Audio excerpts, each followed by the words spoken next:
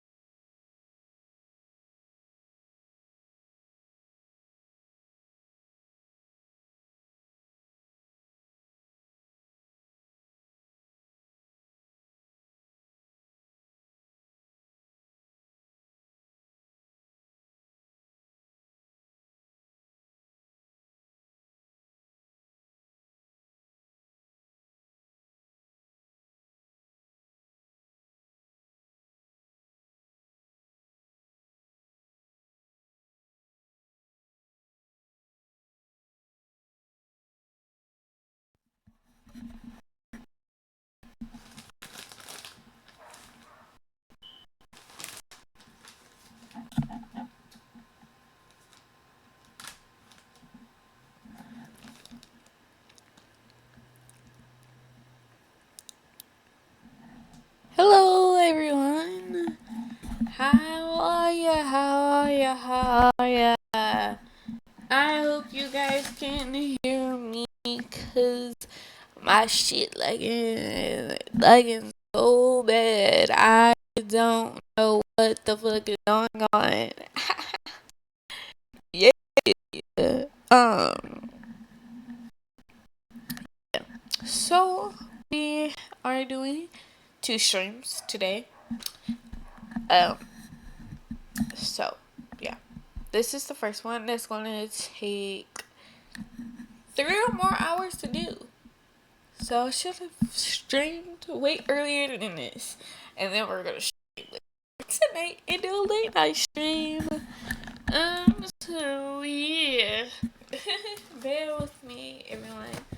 Welcome to the stream, and I gotta mute because I gotta.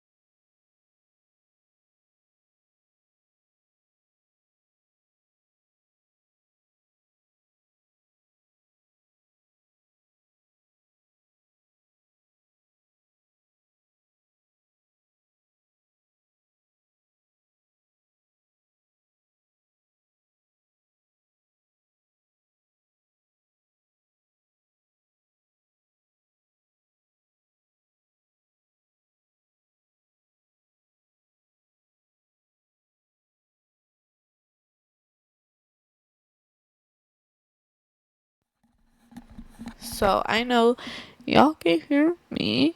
Um, let's see if I can hear everything else. Cause I don't know why I couldn't hear anything earlier. Oh fuck! Wait. Damn! I forgot that was up there. Fuck.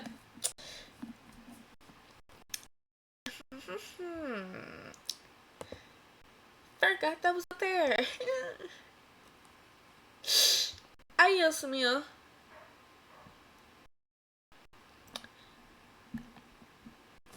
I didn't see.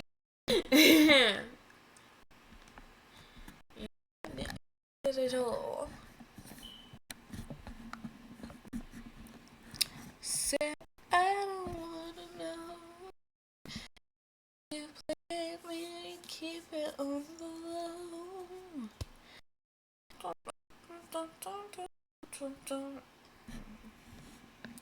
So, yeah.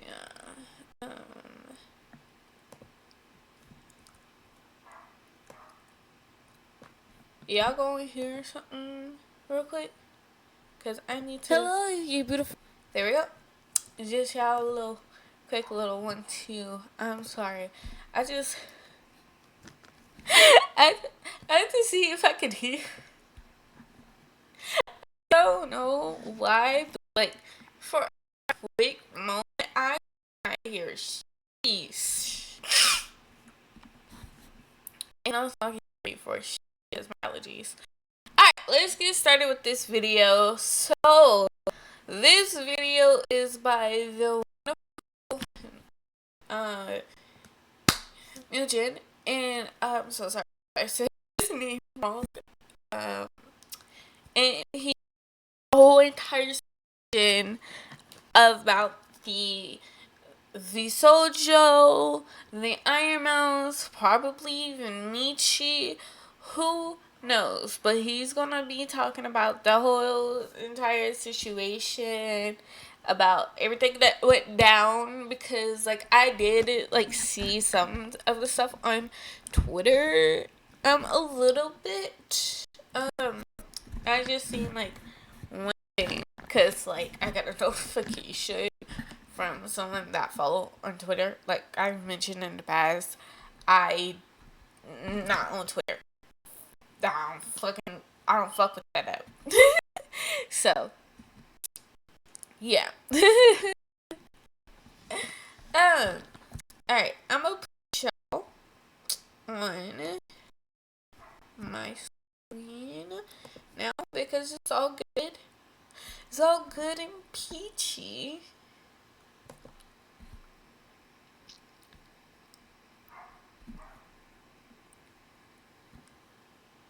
It's all good and peachy now. So,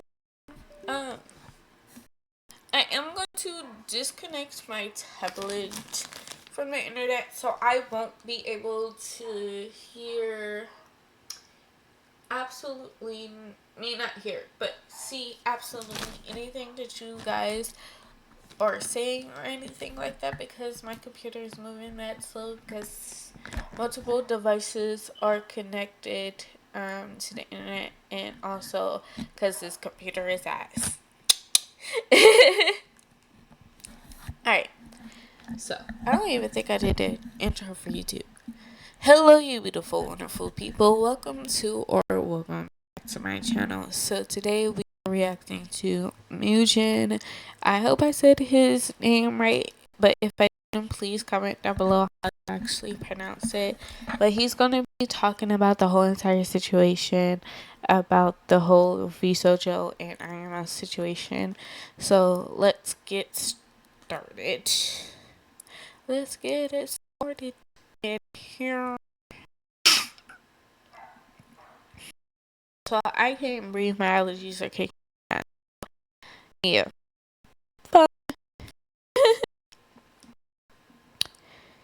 My sheets are slow.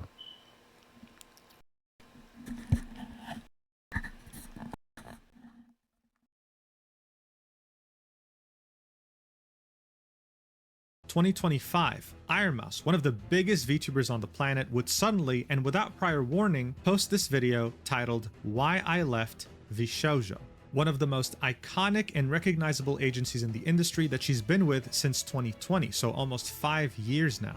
It would be in this video that she reveals to the world for the first time ever that VShojo had stolen over $500,000 from her that were meant to go to a charity. Something that even a comic book supervillain wouldn't think of doing. But it only got worse from here. Soon enough, you'd have previous and current talents of VShojo, as well as some other very prominent VTubers in the industry, reveal to us how VShojo was behind the scenes, how they were mistreated, and how this once iconic company was nothing more than a facade, hiding behind it an extremely toxic and disastrous management that was leading it.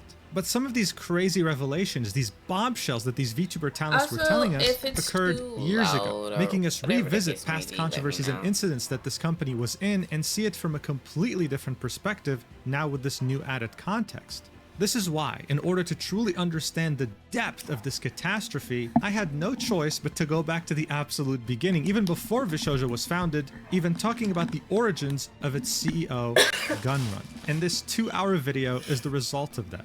We're going to be going through all the major lows and highs of VShojo all the way to its very violent and sudden death. I say this with no exaggeration. This is the biggest VTuber related controversy in history, and it's not even close. So without further ado, let's talk about it. The dot-com crash was a catastrophic financial incident that took place in the US around the year 2000. You see, the World Wide Web had been introduced in the early 1990s, and early adopters would quickly understand that this was going to change life as we know it. So all of a sudden, the word internet held a lot of weight. I mean, this was going to change the world. So obviously, if a company was going to operate on that internet, then it was going to be a part of this new world order that stands to be very profitable. This is when investors would decide to throw stacks of cash at any company claiming to operate on the internet. There was truly no need to dive into any specifics about how they were operating, their costs, and how they planned to make money. Just the fact that they were on the internet meant that they were going to be successful because this was going to change the world. Soon enough, the word internet would lose all meaning, becoming a buzzword like AI is in 2025. If a company claims to have AI in their product, then their stock skyrockets in a day. It's ridiculous. And so, after years of euphoria and investing in anything internet-related, investors would realize at the end of 2000 that many of these businesses weren't even generating any revenue. They literally had no way to make money. So everyone started panic selling at the same time, causing the bubble to literally burst. The majority of these companies went extinct and very few survived. This would actually be quite similar to what happened with live streaming websites, although on an extremely smaller scale and not affecting any global financial institutions. I mean, have you ever heard of the website BattleCam? No? Well, that's normal, but don't bother Googling it because it doesn't even have a Wikipedia page. But at the time when it was founded in the early 2000s, it had a proper community and a sizable amount of streamers, competing against each other in challenges in order to win cash prizes. And while the majority of things related to this website were lost to history, one of the only things we still have left is a clip of Keemstar crying when he was shown a picture of how bad his balding had become. And speaking of Keemstar, in this now very infamous clip, he would start off his rant saying, "F this, I'm on Block TV with my hands up," referring to yet another streaming website that was lost to history. In the early 2000s, there were we had a lot of things, but unfortunately, 99% of these websites would cease to exist, and many would be lost to history, except one in particular, Justin.tv. It was founded in the year 2007 and was named after its founder, Justin Kan. But initially, you couldn't even stream on the website. Only Justin could. Its entire purpose was centered around Justin and him live streaming his entire life. He called it life casting. Today, we call it IRL streaming. And when I say that he would stream everything, I mean it. I mean, this is him sleeping right here. And during this interview, he's literally live with his apparatus that he made himself. Eventually, this trend of live casting would catch on, and Justin TV would allow anyone to create an account and broadcast themselves live to, well, a group of strangers. And as the platform continued to grow beyond anyone's expectations, in 2011, it would come up with a decision that would change everything forever. The creation of Twitch.tv, a separate website from Justin.tv that was not only centered on just live streaming, but more specifically centered on live streaming video games. But early on, after Twitch.tv had been created, the best way I could describe how the website functioned was more like a Discord server. In the sense that everyone kind of knew each other. Everyone knew who the most prominent streamers were, but more importantly, Twitch staff was very approachable. They'd always be in someone's chat, making the streamers feel like they were really part of a community. And at the time, what really differentiated Twitch from other websites was their global emotes. You could use these in any streamer's chat and you wouldn't have to pay a single thing. But what was really interesting here is that many of the early emotes were inside jokes that only people on the website would understand. One form of these inside jokes was creating emotes out of Twitch staff in funny pictures, like this one right here by the name of Anele. This was one of the earliest employees at Twitch. And another emote that you'd find that was based on a staff member as well was the gun run emote. What made this emote special is that whenever you saw a streamer encounter some sort of technical difficulty, the chat would start spamming it as a way to summon Gun Run himself, the staff member that the emote was based on. He was seen as a genius who understood live streaming like no one else. Wait, so you're telling me the CEO, I believe, of VShojo was actually working with Twitch or working for Twitch when it first started? That's actually crazy. That's insane.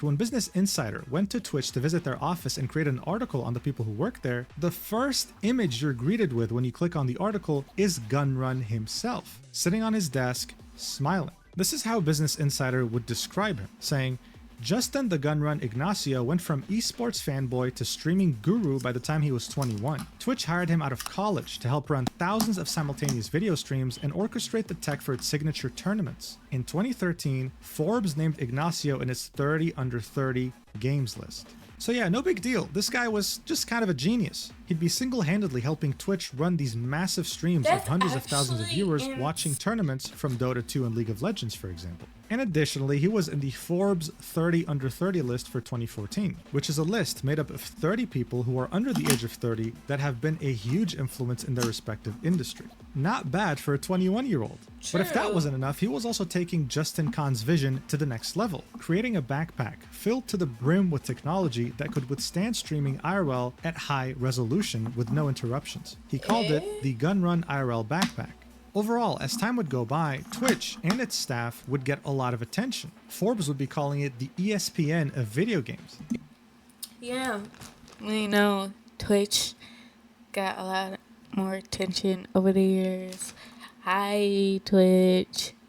How you doing? But like, that's actually pretty damn interesting to like actually find out and know that these, I believe, correct me if I'm wrong, chat and comments please, that the creator or CEO of VShojo actually started off with his own website and then started working with Twitch. That's actually crazy.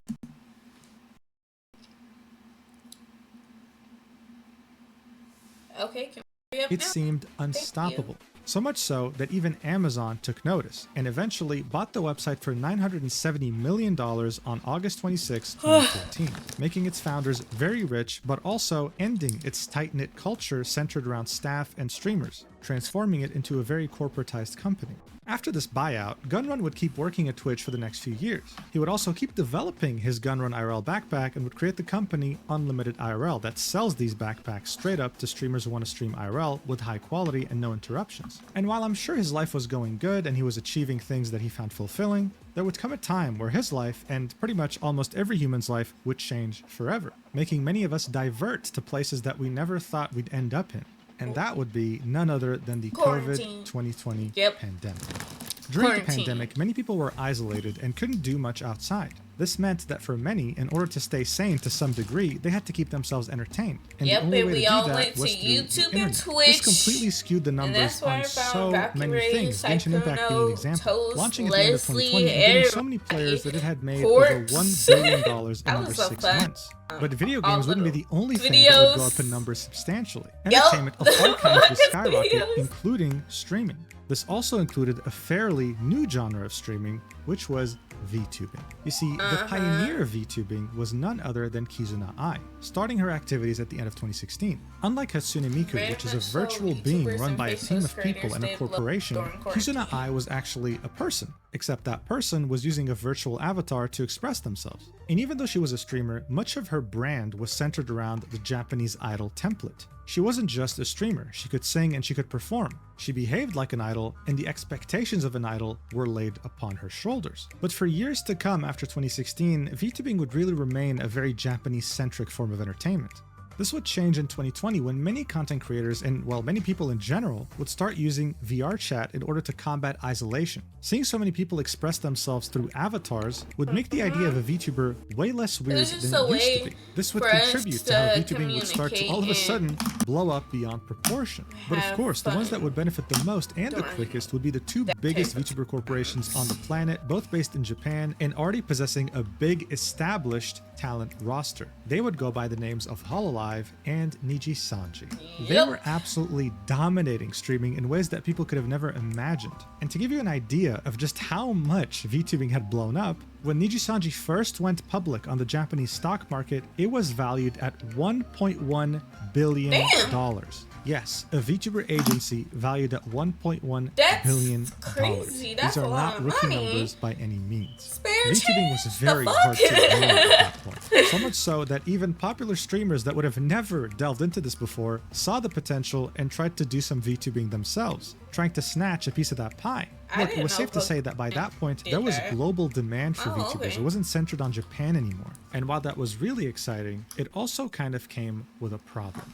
Ever since Kizuna Ai, VTubers were seen like idols. So these Japanese idol expectations came with being a VTuber when you worked for these two corporations. This meant that they owned everything, even your model. If you were to graduate, which is a Japanese... Yeah, that is one thing that does suck if you do decide to be a part of a corporate VTubing company. Then yeah, they own your ID. They literally own all your channels, your Twitter, Instagram, everything. They literally own all that shit. And if you get fired, aka terminated, or if you graduate, aka you say goodbye, bitch, I want to leave. You know, or if like there's something that happens in between the lines of, you know, personal life, personal situations, or just people are very unprofessional and don't know how to do their jobs, you know, you don't keep your VTubing identity. You have to either start over, or if you already previously, prior before you joining into the VTubing corporation, having to go by like your old name that you went by before then, or your new VTubing name now. His idle way to say retire, then you wouldn't get to keep your model. You would lose your entire identity because it belongs to the corporation. Additionally, it was cool to see these corporations expand to English-speaking talent, but even though this industry was blowing up, there was no real agency in the West. Gunrun would see this as clear as day, which is why on November 24th, 2020, he would announce the creation of the talent agency VShojo, a San Francisco-based VTuber talent agency with its main goal being centered around talent freedom, allowing any talent that chooses to leave the company in the future to retain their full IP and model, as well as their brand in general. He would co-found this company with Mountain Dew, who was a content creator and would hold the post of Chief Marketing Officer at VShojo, and Daniel Sanders, which would be their third and final co-founder. He would hold the position of Chief Operating Officer and would sometimes act as the Chief Financial Officer. Now, what really made VShojo special was the fact that their founding members were already very well established in the VTubing community as independent VTubers. This was completely different from corporations like Niji-Sanji and Hololive, with every talent starting from scratch with a new identity when they were hired there. Here you had 7 very prominent VTubers carrying over their identity into VShojo and having their already substantial communities follow them. The founding members were Nyaners, Zentreya, Iron Mouse, Silverveil, Project Melody, Apricot Fruit, and Himehajime. A few months later, they would also add Veibe to their roster, another independent VTuber with a substantial community. This wasn't just another VTuber agency. This was one that had the potential to not only revolutionize the VTubing industry as we knew it, but to also compete head-to-head with the big two, which were Hololive and Nijisanji, without being a Japanese corporation. And I mean, why wouldn't they? They had the genius Forbes 30 Under 30 CEO, and they had top-tier talent, some of the best in the industry. It normally should have been smooth sailing from here. But unfortunately, barely a year after being established, VShojo would face a monumental controversy that would significantly stain its reputation in the VTubing industry. What happened? Nuxtaku is a content creator turned VTuber that heavily benefited from the VTuber boom of the pandemic. He was one of the first independent... I remember seeing his VTuber model around a little bit, but I never actually watched any of his content or anything. I just remember seeing like a photo or a picture here and there. VTubers to ever reach 2 million subscribers on YouTube, and his most successful content would be centered on collaborations, anime critiques, and of course, Mr. Beast style content in which he would donate to people on Twitch in order to get them to do challenges. His rise to fame was very quick. He practically knew everyone in the VTuber industry, and he had a very mutually beneficial relationship with... that's where I seen that motherfucker.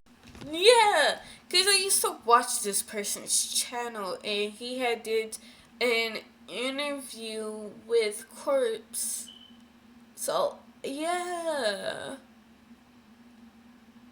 I don't think I actually, like, watched this video, but, like, that's where I, like, know the face, not the face, but, like, the VT model, like, from, or whatever. It's from this channel. I used to watch them back in quarantine. VShojo talents, collaborating with them on many occasions, and by that point be making content with them quite regularly.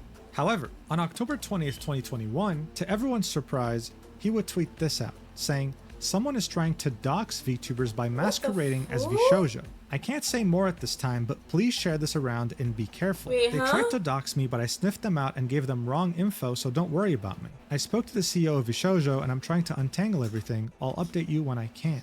You see, VShojo's domain was VShojo.com. That's what they used for their emails. But there was someone impersonating VShojo staff sending emails to VTubers under the VShojo.org domain, hoping to gain their trust and doxing them, uncovering their real names, addresses, and eventually swatting them. Now, Nux was already quite popular. He would have many people try to dox him. He already knew what to do. Unfortunately, though, that doesn't apply to everyone. A smaller VTuber by the name of Saki Nightshade would tweet this out around the same time, saying, "Today may have been the most exciting day I've had in a couple of years. Holy fuck, my emotions are off the charts right now. What a day. Unfortunately, I don't think I can elaborate, which makes me extremely sad."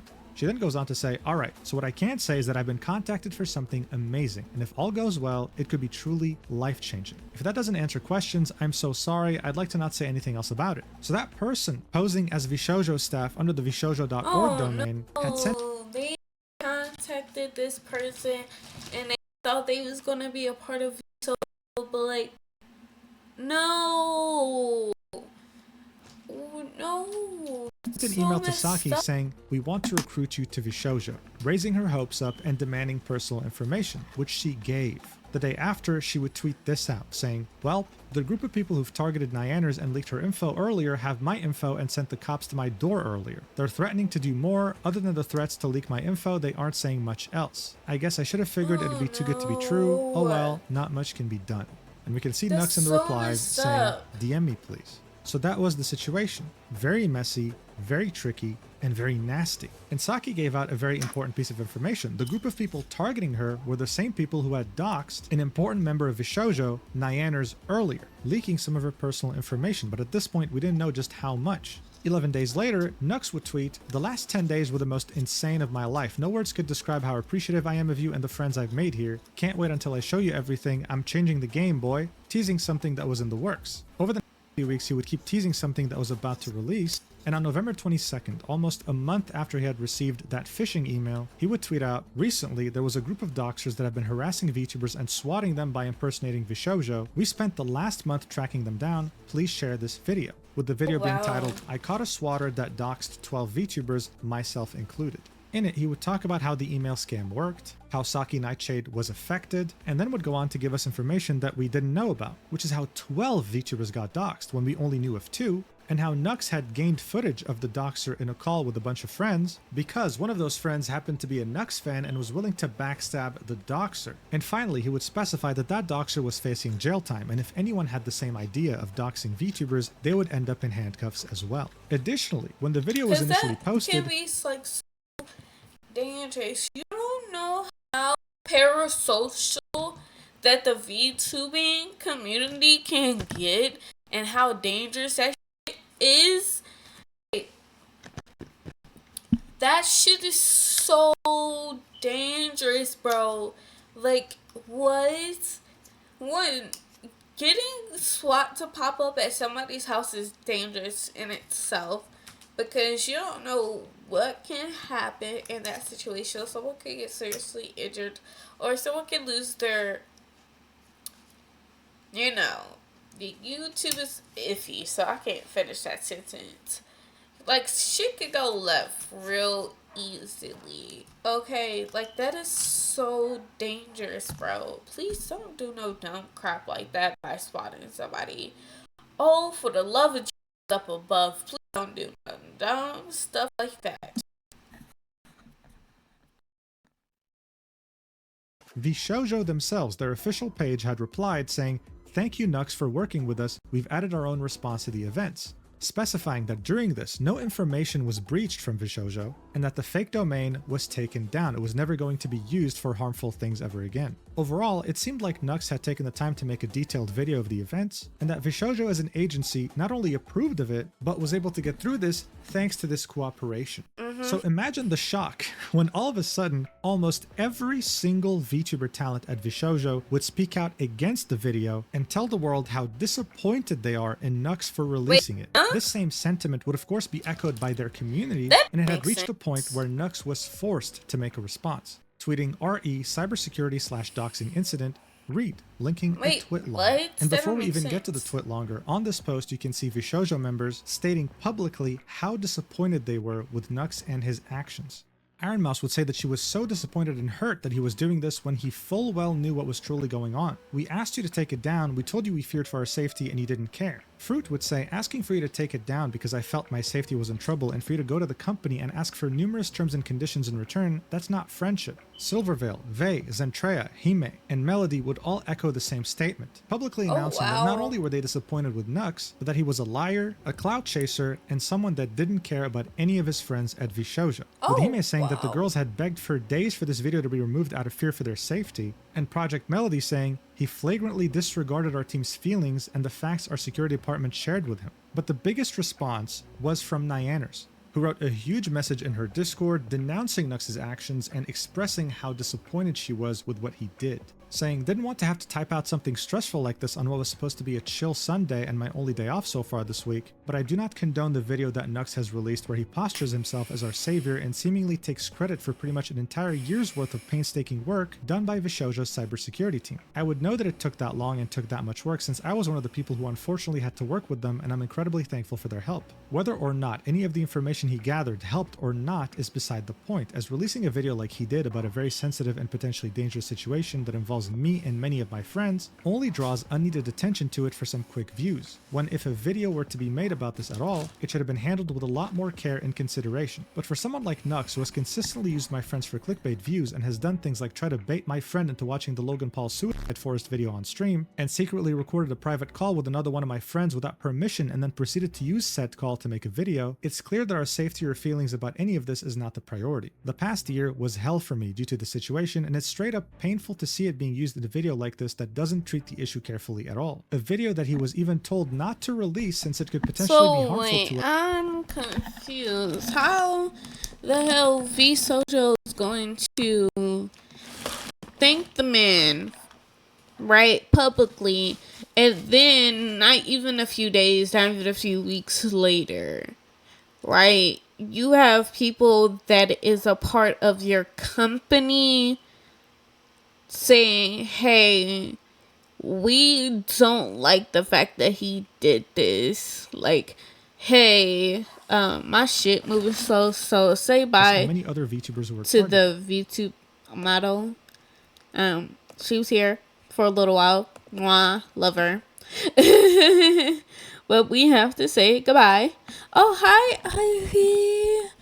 How are you? Yeah, sorry, guys. Hey, Rosaria. Hi, everyone. Yay. Sorry, guys. I couldn't see the chat because the fact is, I had to turn off my tablet so my stuff can move smoothly. But I hope that you guys enjoyed the video and stuff.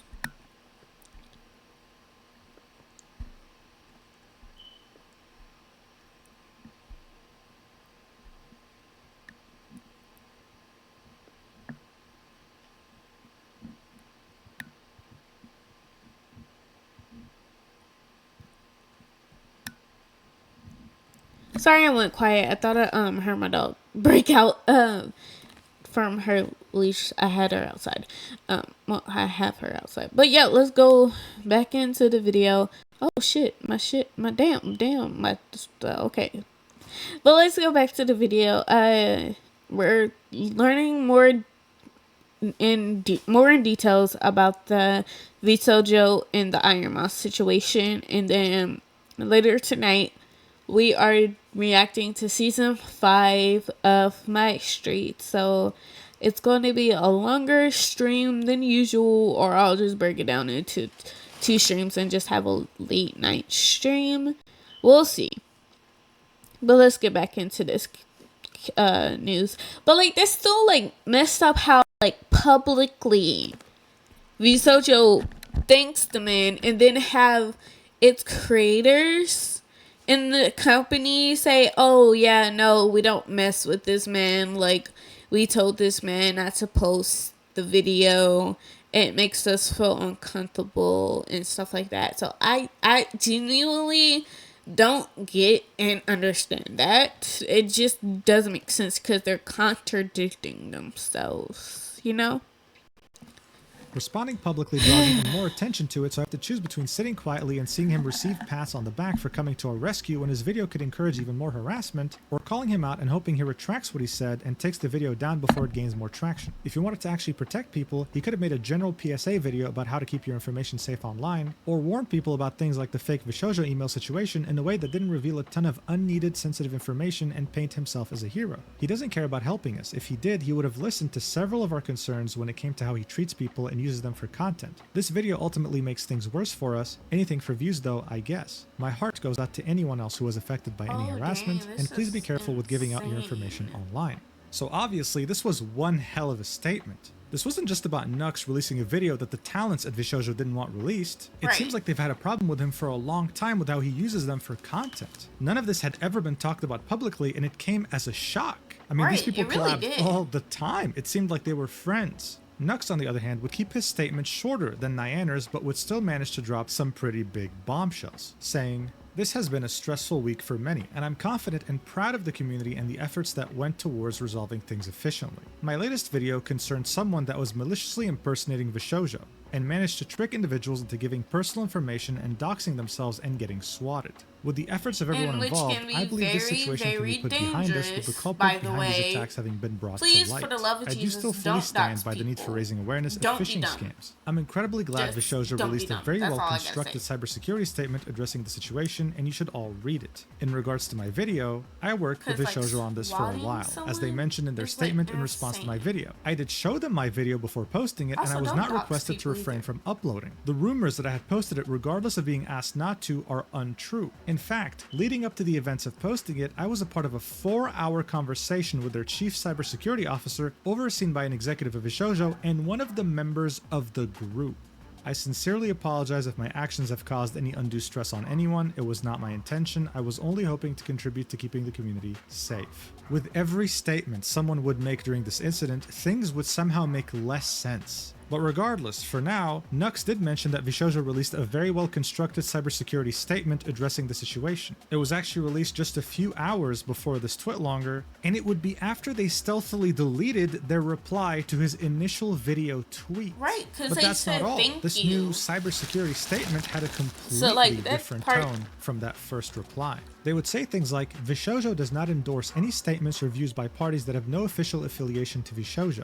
Adding, the methods used to attack the other VTubers were confirmed to be unrelated to phishing and impersonating VShojo. As mentioned before, the fake domain was created on October 14th, 2021 and survived for less than a week, and the other VTubers incidents happened outside of this time window. As mentioned before, thanks to partners, VShojo confirms there are only 2 victims of this campaign, referring to both Nux and Saki Nightshade. Things were getting very weird. It's like they were completely discrediting the person they were congratulating when the video came out. But things only got weirder from here. After VShojo had released their official cybersecurity statement, Nyanners would have this to say in the Discord. VShojo was forced into making a statement on the matter after asking him repeatedly not to release this video. They had to issue correct. On July 21st, 2025, Ironmouse. My mic is a bitch. My mic is a bitch. No. My mic.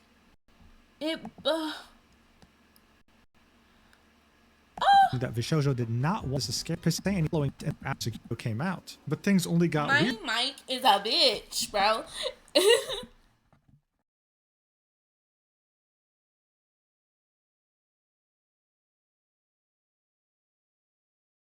Weirder from here. After VShojo had released their official cybersecurity statement, Nyanners would have this to say in her Discord. VShojo was forced into making a statement on the matter after asking him repeatedly not to release this video. They had to issue corrections to the video since he would not, and there were several inaccuracies within the video, and had to word the statement carefully to not anger his large following and make us a target for even more harassment. I feel especially backed into a corner as I'm afraid to say anything even more publicly than I already am because I know it would invite more hate. I'm exhausted of pissing people off and having them hurl threats and shit at me and my family members constantly, so saying anything about this is scary for me. It sucks and I don't know what to do. Nux chose to release the video knowing that VShojo did not want him to and told him it was a horribly bad idea. Myself and my family members experienced heavy harassment pretty much all year and the entire situation had to be kept a secret and I had to continue on as normal, acting happy even when I was terrified so that I would not draw more attention to them and encourage them. Now he releases a video making everything public like this in a way that is careless and dangerous to many people. It's mind-boggling to me. It's like making a video about how to make a bomb and showing it to a bunch of 12-year-olds. I don't want anyone to go and harass him or threaten him in any way. Please do not do anything like that. I just wanted to be able to finally say something because Cat's out of the bag anyway, and I'm also tired of sitting and watching him do fucked up things to my friends.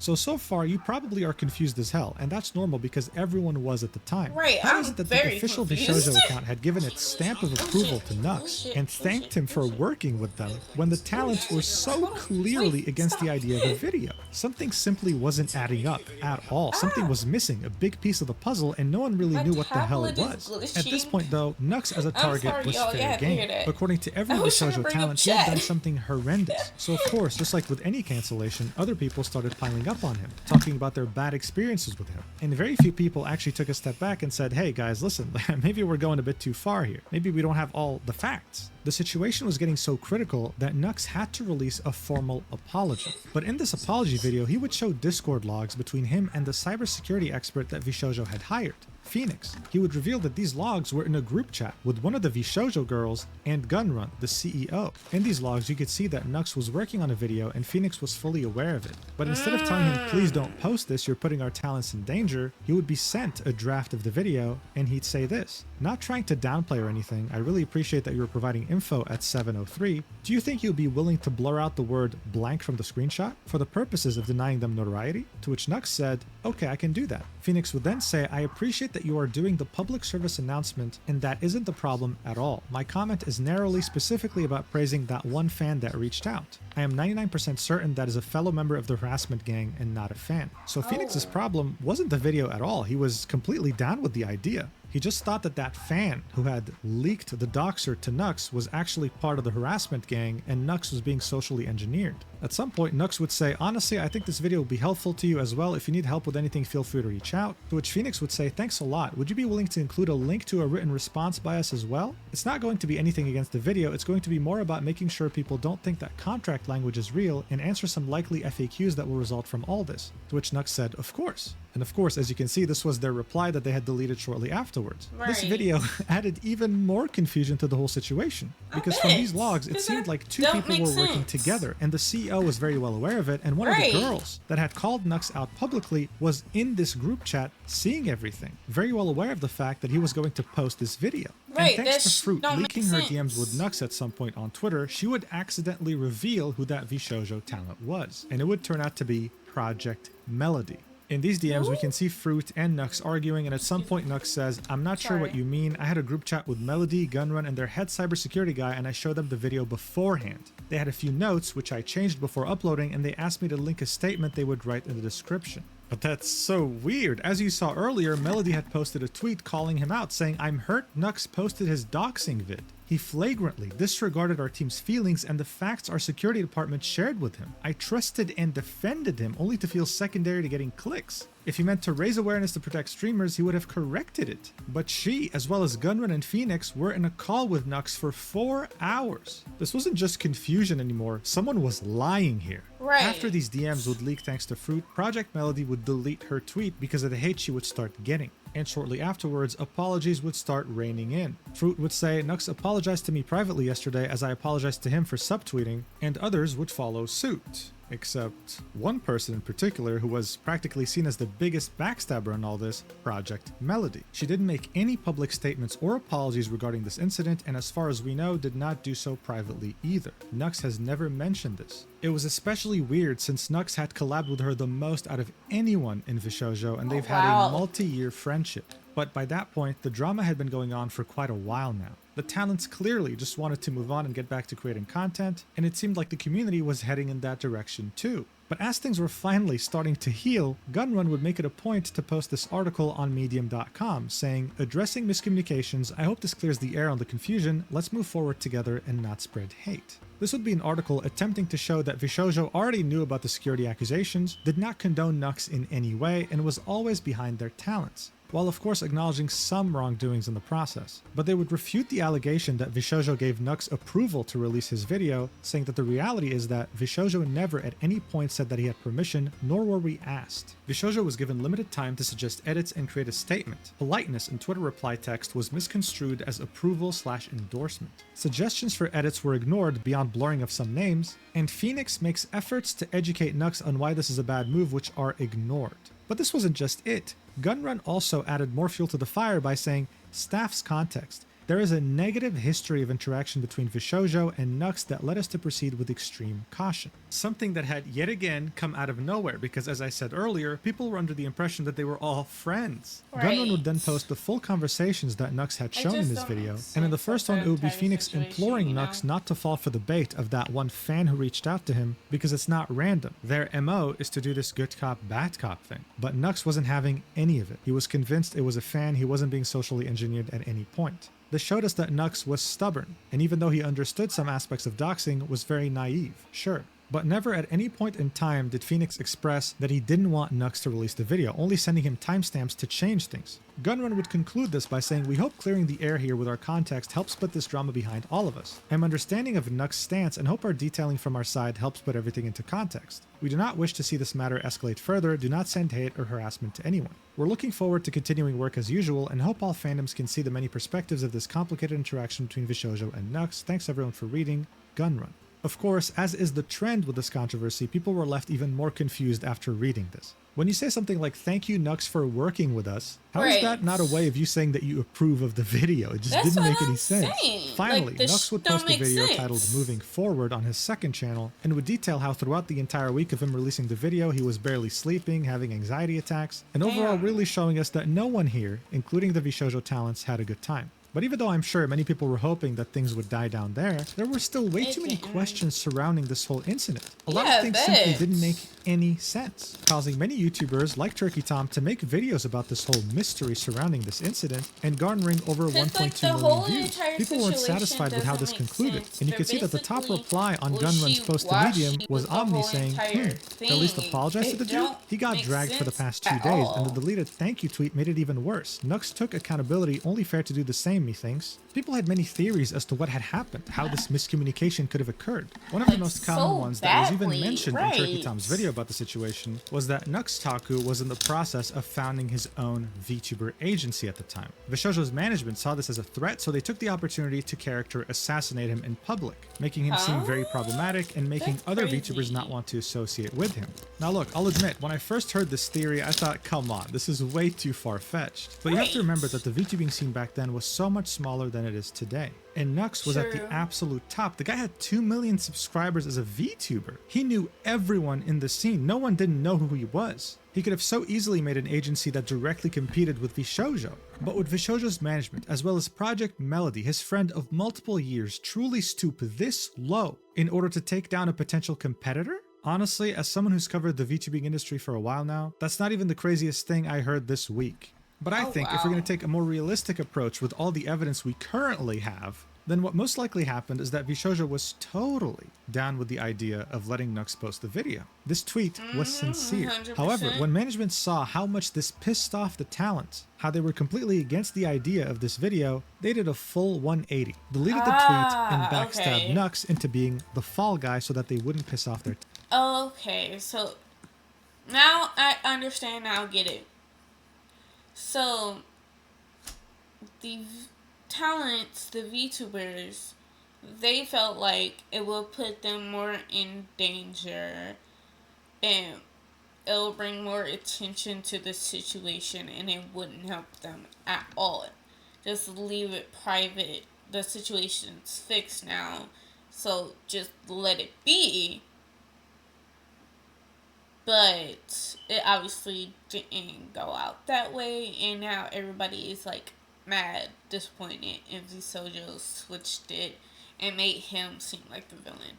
Okay, I get it. When reading Nyanner's messages, it seemed like she had a very strong negative impression of Nux, saying things like, he doesn't care about helping us. If he did, he would have listened to several of our concerns when it came to how he treats people and uses them for content. Something echoed by other VShojo talents when it came to criticizing him. It seemed like someone was getting some very wrong information, and maybe Nux wasn't the only victim here, the talents were too, they just had no idea. Regardless though, back then, no one really bothered delving that deep, instead preferring to go either Team Nux or Team VShojo, with Team Nux claiming that Nux had done nothing wrong, that he was the victim here, and with Team VShojo being convinced that Nux is a clout chaser who doesn't care about anyone but himself. The whole thing would truly stain VShojo's reputation and show them as unprofessional. How could they ever compete with the likes of Hololive when they never had such weird petty drama? How could they compete with Nijisanji when none of the talents would ever dare to make a public statement criticizing another VTuber like that? Maybe talent freedom was a mistake. With just one controversy, VShojo had gone from hopeful contender to yet another talent agency that could never compete with the professionalism of Japan.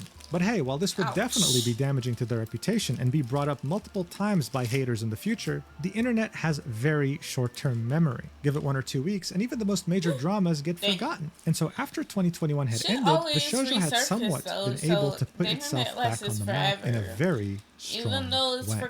During 2022, Iron Mouse, a VTuber under VShojo, would grow so quickly that even the mainstream outside of the VTubing community was made aware of her existence. On February 5th, 2022, she would hold her first ever subathon, streaming for 30 days straight and garnering over 171,000 Twitch subscribers. That equates to over $850,000 before Twitch takes that cut. Articles like this were being written about her, saying that she was breaking all kinds of Twitch records. By that point, you'd see people who didn't even know what VTubing was hearing about Iron Mouse's success. And if you didn't, well, VShojo made it a goal to make you hear about her and every other talent in the roster, enlisting Crunchyroll to interview every single one of them while having them talk about their favorite animes of all time. But that's not all. When it came to VTuber related awards, the VShojo girls were dominating, with the Streamy Awards having 5 nominees and 4 of them being from VShojo. That's not all though, because the Streamer Awards would have 4 nominees and 3 of them would end up being from VShojo. They didn't win that year, but it was still very notable. But But regardless, the efforts of these talents, including Iron Mouse's very successful subathon, the VShojo girls being nominated practically everywhere, and VShojo's efforts to make marketing a priority, ended up being somewhat of a success, because the CEO was able to raise over $11 million for the company. More specifically, during seed funding led by Athos Capital with participation from GFR Funds and Green Bay Ventures. Yes, VShojo, a VTuber talent agency, had somehow secured an 8-figure funding round from venture capital. Infamously known for wanting to get their money back no matter what, and also only known to invest in companies with long-term growth potential. They didn't just invest in anything, which made many believe, well, shit. VShojo must be doing something right compared to other agencies because wow, that's very impressive. And Gunrun, of course, with this announcement showed huge confidence, saying VTubers are the future of the content creator industry. Adding, since the medium is built upon animated personas, it is more accessible and scalable than being a traditional creator, especially as the technology becomes more widespread. With the funding from Athos Capital, we are now in a better position to support and grow talent in this market with more innovative technology, extensive promotion, and the ability to assist with so much like big opportunities like that in the beginning. What the happened to all the money? Seriously, what the happened to all the money for them to start stealing from their talents? Allegedly.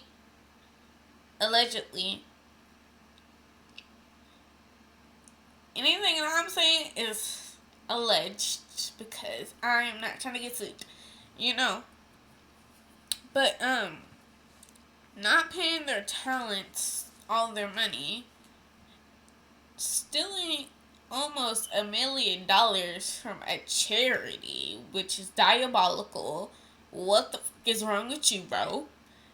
And other crazy stuff that's have happened in their company, like that. It's crazy. Like, it's actually crazy. Content creation and distribution. So this money was going to go towards specifically growing their existing talent roster, pretty much any VTuber's dream at the time. And speaking of VTubers, a few months after raising $11 million, VShojo would add 2 more talents to its roster, marking their first major expansion since recruiting Veibe in 2021, adding both Keisan and Amamiya Nazuna to their roster. And what made these talents special is that they were based in Japan and spoke Japanese most of the time on their streams, showing us that VShojo wasn't just interested in English speakers, they were interested in this talent-first approach globally, with Gunrun saying that this expansion will break down barriers in VTubing. And it kinda did. On her first stream after joining VShojo, Amamiya Nazuna would get over 30,000 concurrent viewers on her Twitch stream, while Keisan would also receive just as many, if not a bit more, with her YouTube debut being at almost 1 million views today.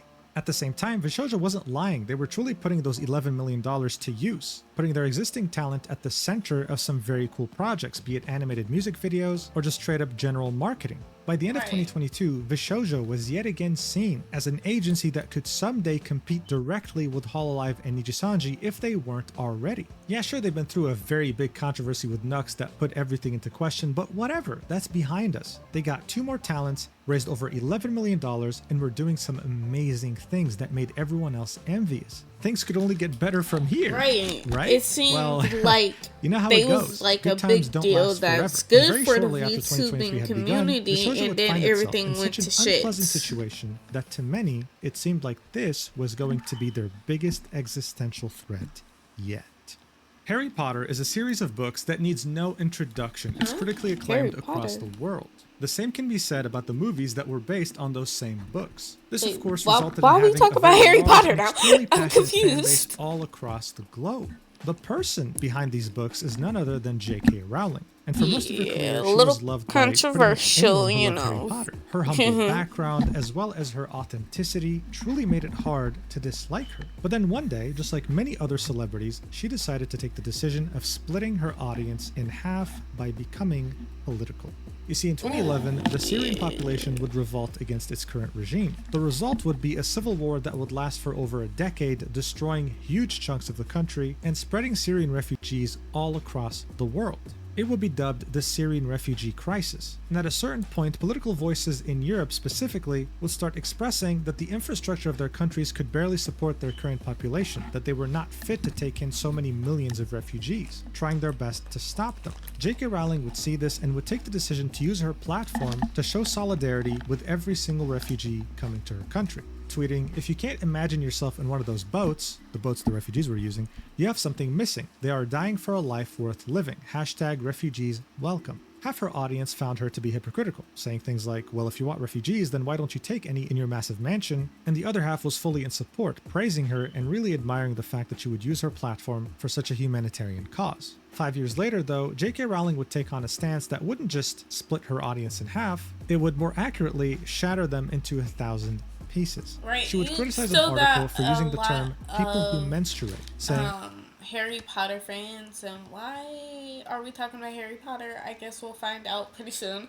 But there's still very much a lot of Harry Potter fans. Bitch, I'm a Harry Potter fan. But a lot of people obviously doesn't support J.K. Rowling anymore because of the controversial stuff that she has done. So yeah, it's just like sometimes you have to separate the creator from the actual art, because like you can love the Harry Potter series all you want, but just like sometimes you just, hey, you know. I'm sure there used to be a word for those people. Someone help me out. Wumben, wimpend, wumid, implying that there's a word for this. It's called women, and that people who menstruate is a silly term. People, specifically the audience that had supported her so staunchly during her 2015 moral stance, were outraged. But J.K. Rowling doubled down, tripled down, quadrupled down. Honestly, she went all the way to the moon, saying things like, "If sex isn't real, there's no same-sex attraction. If sex isn't real, the lived reality of women globally is erased. I know and love trans people, but erasing the concept of sex removes the ability of many to meaningfully discuss their lives. It doesn't take to speak the truth." Over the years, she wouldn't let this topic go, and this would result in her creating a substantial amount of haters that used to be her ex-fans, ones that were particularly very loud on the internet. So on September 16th, 2020, when Hogwarts Legacy... Wait, what the fuck? that took a whole ass turn, bro. That's crazy. This is why I'm not on Twitter. I like my peace. A game developed by Warner Brothers was announced. Harry Potter fans all around the world were extremely excited because this actually looked good. It wasn't one of those crap movie games that looked like they were done on a budget over a year. You'd actually be able to explore Hogwarts here and actually become a wizard just like in the movies and the books. But when the game was heading towards its release on February 10th, 2023, those J.K. Rowling haters had another idea. This post on Gaming Circle Jerk would be one of many, saying, "A friendly reminder from your mod team that this woman is a TERF and anyone who pledges to support her monetarily is also a transphobe." TERF being an acronym meaning Trans Exclusionary Radical Feminist, a term that J.K. Rowling had used openly in order to describe her beliefs. This post was made by a mod of the Gaming Circle Jerk subreddit and drew over 4,000 comments. This wasn't the only subreddit or community that echoed these statements. And so when the game came out and actually had an astounding success, those people boycotting the game shifted their attention to the people who bought it. More specifically, people who were making content about it, helping spread the word about how good of a game it was. This is when the Hogwarts Legacy harassment campaign would begin. And you had people like this individual make an entire website where you could put the username of a streamer and it would tell you if they played that wizard game. This was taken to the absolute extreme. And here's just one example. The channel Girlfriend Reviews features a couple playing games, and the chat was harassing them so much throughout their playthrough that the girlfriend in question started crying and ended the stream. Bear in mind, this was a streamer who had a donation... messed up. Like, bro, I get it. Like, the person who created the series is very controversial. Yes, we don't support her, but we can still love what we want to love. You know, like, you don't have, like, I'm not explaining this right, but, like, I'm terrible at explaining it sometimes, okay? But, like, the people who are just enjoying the memories of their childhood via a game, they're innocent in this situation. Don't take that out on them. Don't go out and just hate on them like that. That's insane. To a charity that helped the LGBT directly. But these fanatics made no differentiation. And one of the people who had suffered the most from harassment and other disgusting things in relation to her playing the game was none other than the VShojo talent Silvervale, being absolutely harassed to tears just for having played the game. Here's a clip of that in which she describes what she's been going through just for having watched that game on stream. Why are we talking about it? And harassment and doxing and people doxing my friends and like so much horrible, vile things, all from streaming a fucking video game. So this wasn't just harassment. This was doxing, attempts to dox her personal information, successful attempts to maybe dox her friends. I don't want to imagine the things she was receiving in DMs, for example. And this isn't just some crying. This is intense crying. Like, she's been going through it. Of course, some of the amazing individuals who were behind this movement would see this clip on Twitter and would have some very productive things to say. Like, this is a volcano lava hot take, but this action should be encouraged. Or boohoo plus cry louder plus maybe listen to trans and Jewish people. But what was really interesting here was the approach that both VShojo and some of its talents took when Silvervale was practically at one of the lowest points of her content creation career. One of the only people who would speak out in support of Silvervale was actually Iron Mouse, saying nobody deserves to feel threatened and live in fear every day of their life. That is not right.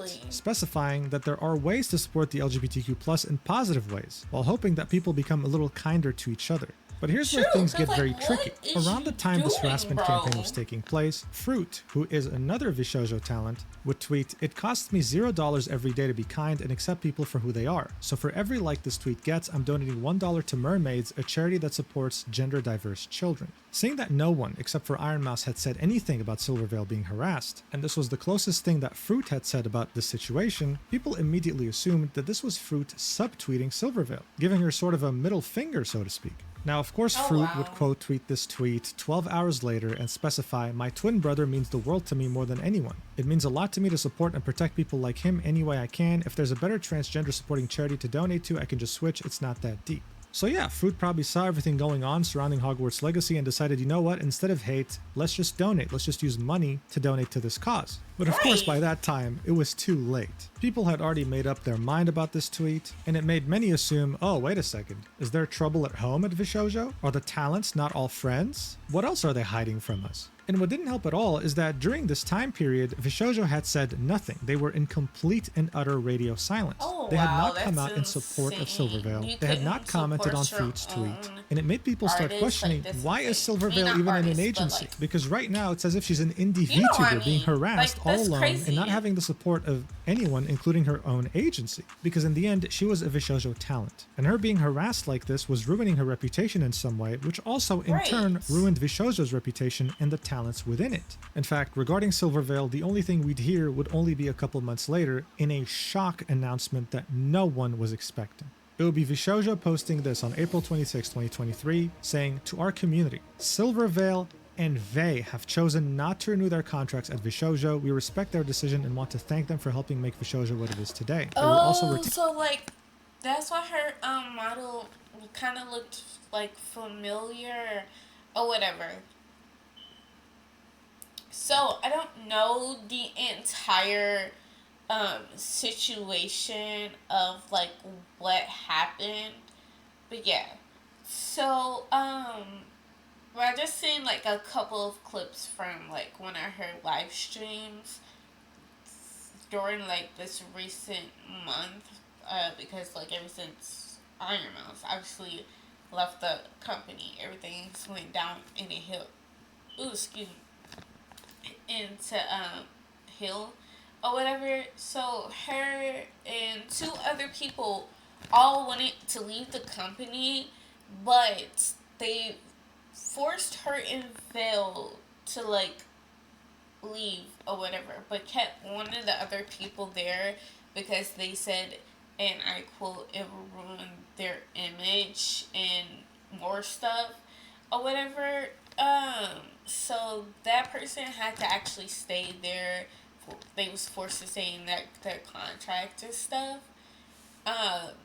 And Silver and Vale was painted as like the bad girls or mean girls or whatever the case may be.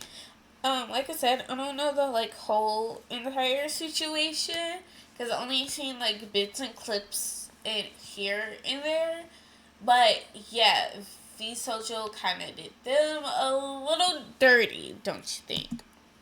Their IP so they could continue as the creators you love. We wish them the best on the next leg of their journey. Sincerely, the VShojo team. So look, by 2023, when it came to graduations, people were used to how Nijisanji and Hololive did them, which was one at a time, spaced out, with a Right. graduation stream in which talents say goodbye. This was an absolute VShojo shock on didn't every want level, not to 3 mention at that a a founding time, member so they and the just first did the external 2. member to have joined the company were both leaving. And as soon as this announcement had come out, they would quote tweet it with this image of her in Silvervale saying, bitches. "Indie bitches." Naturally, seeing how rare a double graduation was and seeing this quote tweet made many people question what was going on and come up with conspiracy theories. So hours later, Vey would clarify, since this post got so much traction and people are speculating as to why I have left and blaming other talent for it, it's nothing like that at all. I left because new contracts didn't make any financial sense to me. So you see, again, there was this rumor that the talent at VShojo was not in agreement, that the girls were fighting, especially with the conspiracy theories running rampant over Fruit's tweet in regards to Silvervale.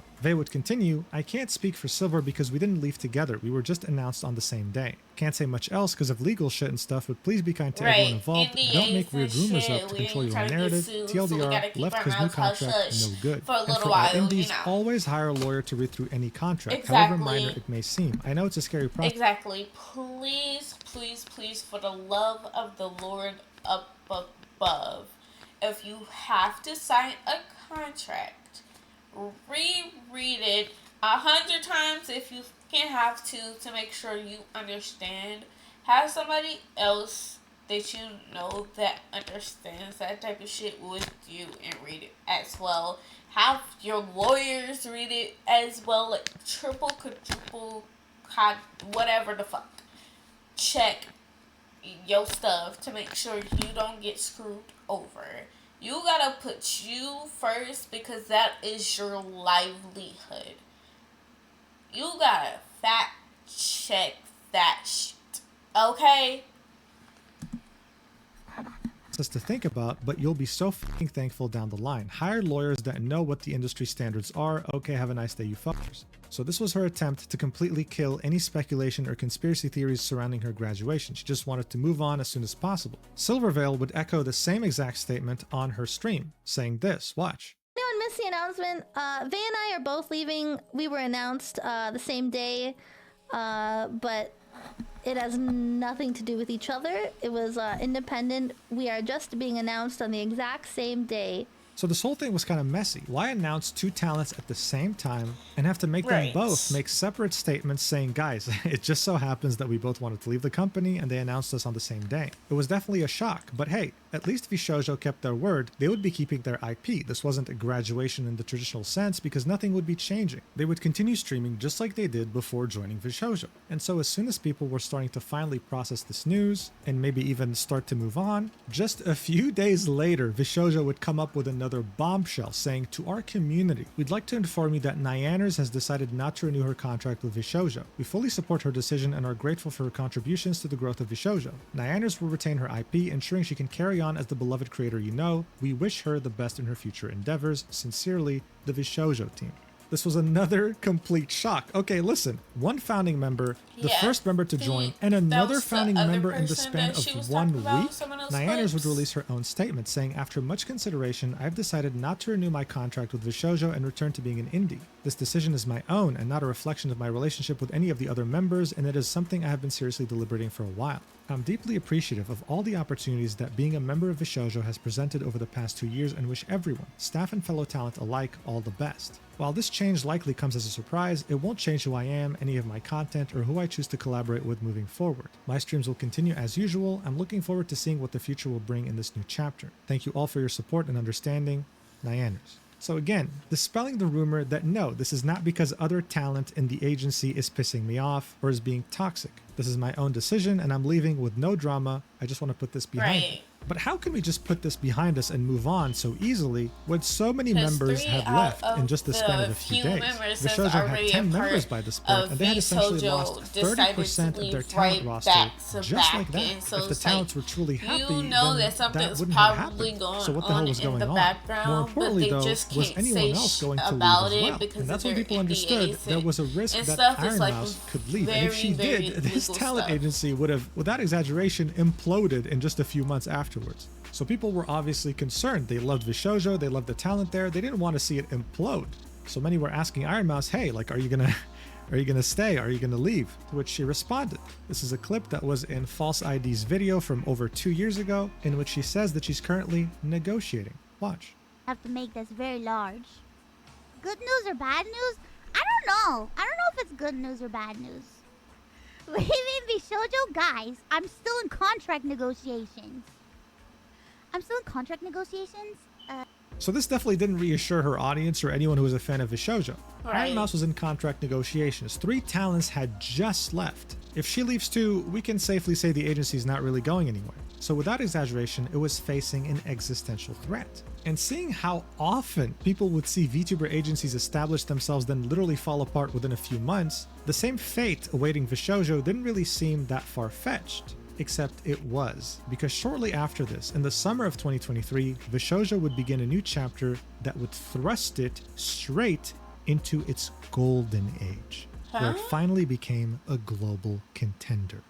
One could say that VShojo started taking their first steps towards a golden age barely 10 days after Nyanners had officially left the company. Yes, even though the entire agency's future was being put into question, they managed to surprise everyone on May 11th, 2023, when they would announce that they'd be adding the first English-speaking VTuber to their roster since Weibei in 2021. And that VTuber would be Henya the Genius. Someone who already was very beloved and had one hell of a fan base in another corporation and had left it recently, not being able to keep her IP and restarting in VShojo. And one of the many things that made her special is that she was both fluent in English and Japanese, which helped her further bridge the gap between VShojo and their Japanese subsidiary.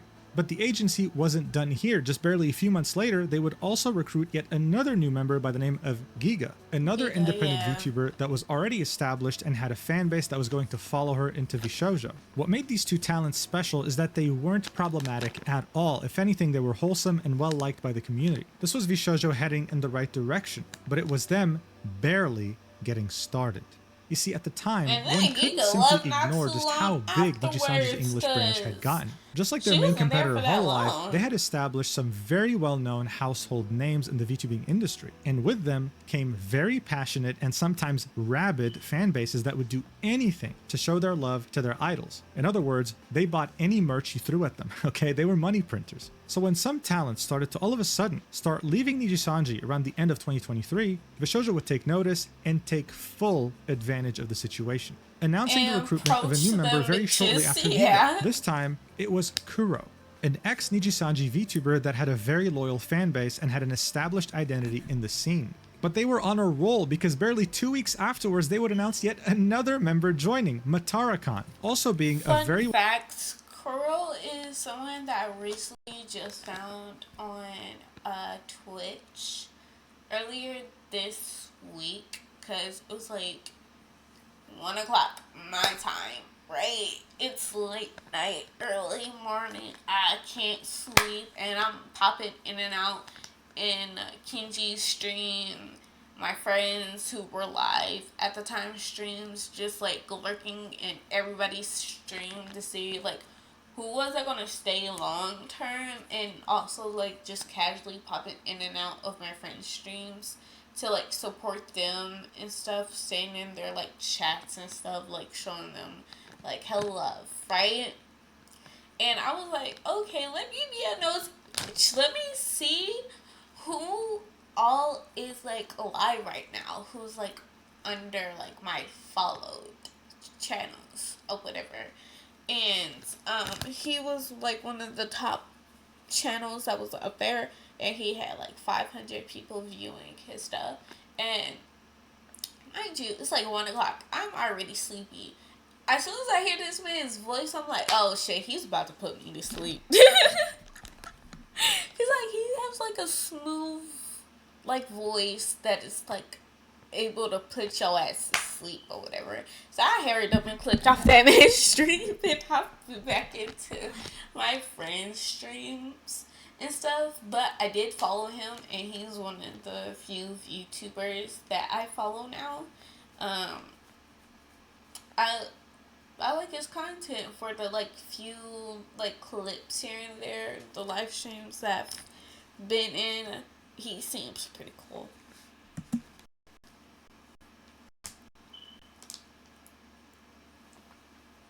Well-established ex-Nijisanji member. These two would have an indescribable positive impact on VShojo's PR. Kuro would bring in some much-needed humor and expertise from his days at Nijisanji running a big fan base, and Matara would come in to act like some sort of a maternal figure to the VShojo talent roster, balancing the chaotic energy exhibited by the rest of the roster. All this would serve as the building blocks, as the foundation to the most important moment in VShojo's history, when they would take complete advantage of the downfall of one of their biggest competitors. On February 2024, we would witness the biggest PR disaster in VTuber history. When Selon Tatsuki, one of Nijisanji's English VTubers, would attempt to leave this planet twice, citing the toxic work culture at Nijisanji as the main reason. And instead of trying to fix or even salvage the situation, Nijisanji decided to terminate her. Yep. What would follow would be mass graduations of the English branch of Nijisanji, and their reputation would never get close to recovering. VShojo would see this and would take this opportunity to devour Nijisanji's massive rotting corpse in order to replace them and claim their spot of top 2 VTuber agency competing directly with Hololive. On April 2024, they would recruit Michi Mochievi, another very well beloved and established ex-Nijisanji talent. And what would happen afterwards is the complete and full redemption of VShojo's reputation. You see, these ex-Nijisanji talents like Michi would go on to praise how happy they are at VShojo in comparison to their previous workplace, being Nijisanji, saying that they've never worked at a place like this before, that their past workplace made them feel terrible, and that here they feel valued. They feel like an actual person. We also would hear something very shocking. Yeah, and as we all know, I reacted to Michi's graduation video, announcement that she was leaving VShojo and stuff, and she was basically crying, saying like she's already been through this shit and she had to go through the shit again. That video will be uploaded to my YouTube channel next week, if not next week, Sunday of this week. But yeah, like the whole situation is just so messed up. It's absolutely ridiculous because in Iron Mouse's video, she sounded like she was about to cry, and then Michi just deadass started crying. And like she said that she already been through similar shit with her previous company. So it's like, it's just messed up. And as I mentioned before, like at this point, like I know that it's harder to be an indie VTuber, but at this point you just literally have to be, because like these companies are shady. Allegedly, anything I'm saying is all alleged, by the way. Please don't sue me. I don't have money to be sued, so don't sue me. But like it's just all fucked up, you know. It's very fucked up. The fact that Kuro had over 350,000 British pounds in tax debt, because apparently his previous company, Nijisanji, would tell him that they'll handle taxes for him and take a cut from his paycheck, only to end up not paying a single dollar. He was essentially scammed. So he reached out to Iron Mouse for help in order to figure out what was going on, and she referred him to the CEO of VShojo, Gunrun, who personally took the time out of his day to help him and put him in touch with an accountant and eventually recruited him. Yo, I'll be right back, my dog. Quiet as fuck, bro. Oh no, my dog. My dog quiet as fuck. I gotta make sure that she's still outside. Okay, I'll be right back. Okay, I'll be right back.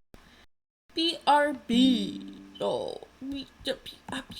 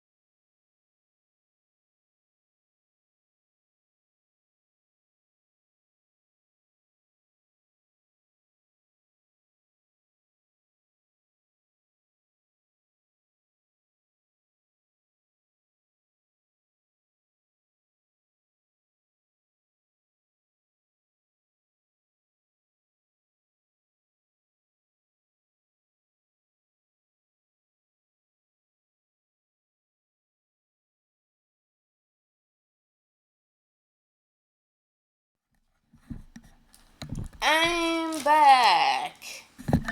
Yeah. My dog, she's okay. She's perfectly fine. Yeah, bitch. By the way, just another warning, my tablet did die, so I am not able to see the chat. So if anybody says anything, just so you know, I can't see shit. Alright, let's get back into this, because we gonna be here for a while. A very, very long while. Because the fact is, this video is 2 damn hours long.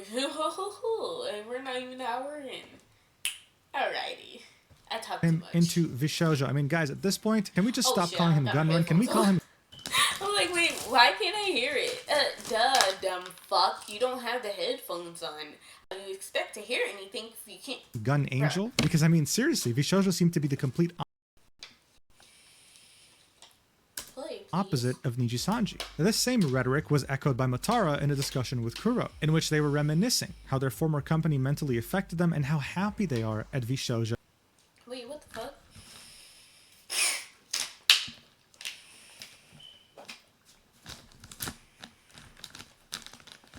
So today, I mean, look, by that point, this sentiment was pretty common to find. People felt VShojo, in which they were reminiscing how their former company mentally affected them and how happy they are at VShojo today.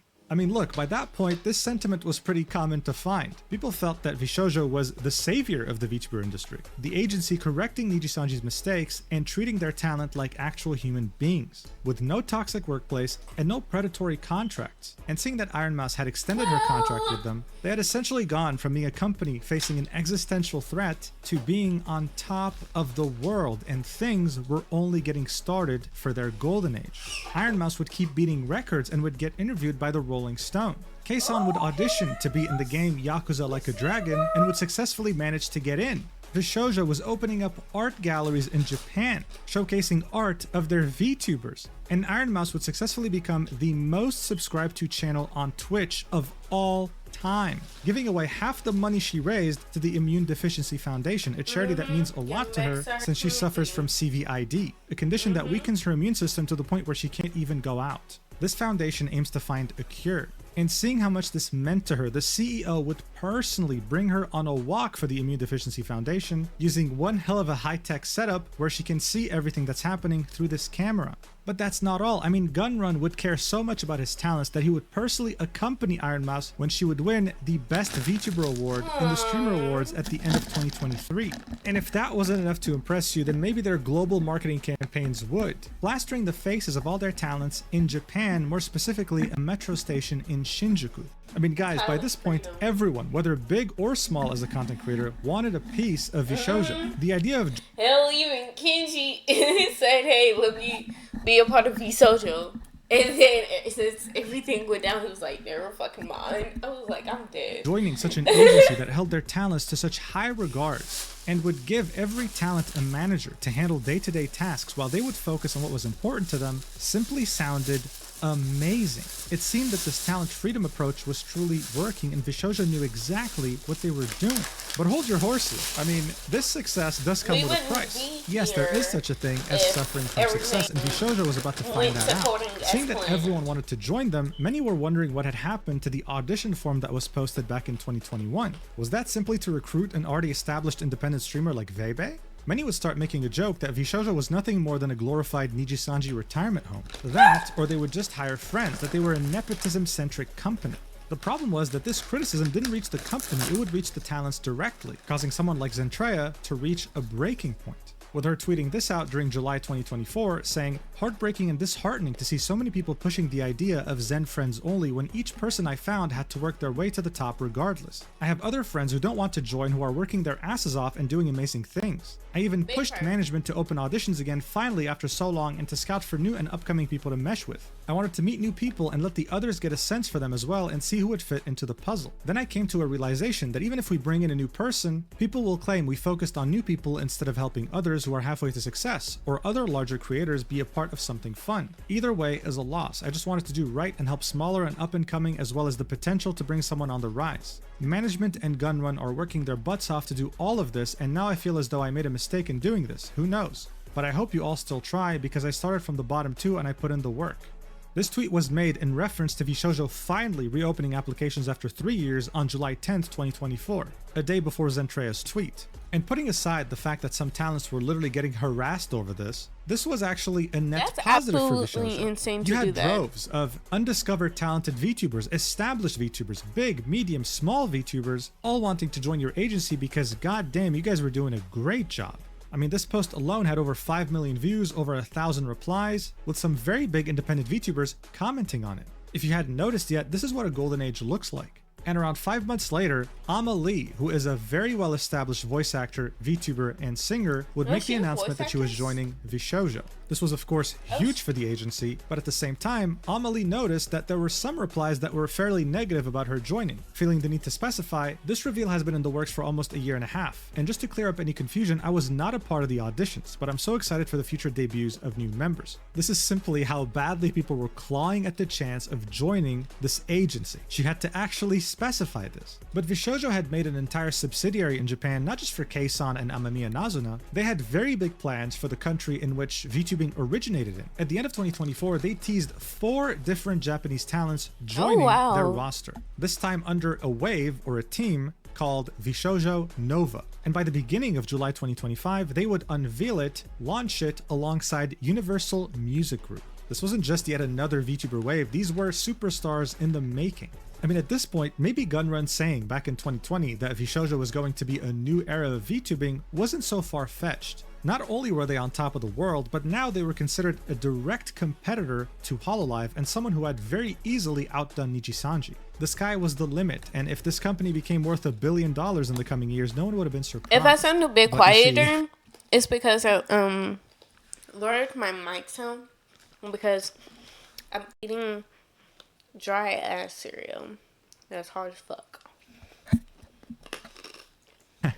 Speaking about money, how did they make it exactly? You see, this was a question that would start to be asked as early as 2023. Agencies typically took a cut of sponsors, donations, subs, and merch from talents in order to sustain their business. But VShojo would only do so, as far as we knew, whenever they brought in a sponsor and whenever there was merch on the line, never taking any of the donations or sub money of their talents. I personally got the chance to speak with someone notable in the content creator industry, and they told me that VShojo for them was a red flag since 2023, truly wondering how this company even functioned and made money. This Redditor right here was also wondering the same thing, and I mean, look at the top comment. It said, I think there's a running joke about this because I swear I've seen Henya, Keisan, and Giga all commenting, I have no idea how VShojo makes money, insinuating their contracts are really good. I'm sure there's a really good explanation, but my headcanon is that Gunrun and VShojo really just enjoy what they do and don't make a ton of money doing it, but live comfortably enough because their hobby is being supported doing something fishy. But by that point, VShojo was so well established that people who were asking these questions, who were showing these concerns, were simply called stupid and people moved on. This would of course be the sentiment until the end of their golden age, when cracks in the company would start being very hard to ignore and multiple very shocking announcements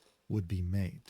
On March 6th, 2025, Matara-kan would tweet this, saying, "Today's the day. Momos, send me your energy. I need it." She didn't really specify further, but it seemed like it was a very important day for her and she was asking her community to send her good vibes. We wouldn't hear from her again until 2 days later, on March 8th, in which she would tweet out, "Hey everyone, as I said on stream today, I'll be taking an immediate emergency time off. Some things came up that I cannot address right now, but I promise you will know soon enough. All is good. I am good. I just need to deal with it all ASAP. I love you, Momos." Now look, at this point people were hoping for the best. It's not the first time a big VTuber took a break like this, but it definitely seemed very sudden, and she definitely was trying very hard to reassure her community that nothing was truly wrong. Except something was wrong, and we would find that out almost a month later. As the Cinder incident was taking over the entirety of the VTubing community, something else would creep up on the side and shock everyone. One day after Cinder had posted her infamous apology, VShojo would post this, saying,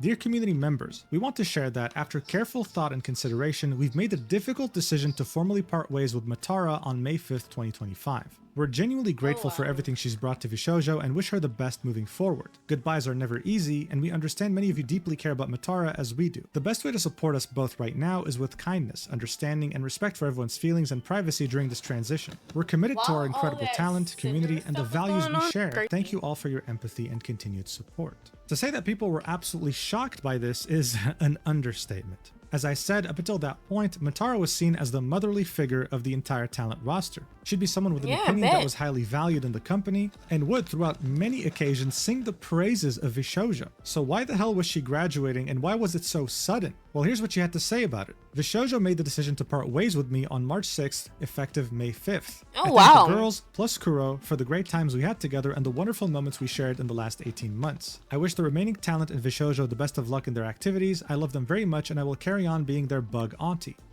Oh yeah, VShojo do have hella women.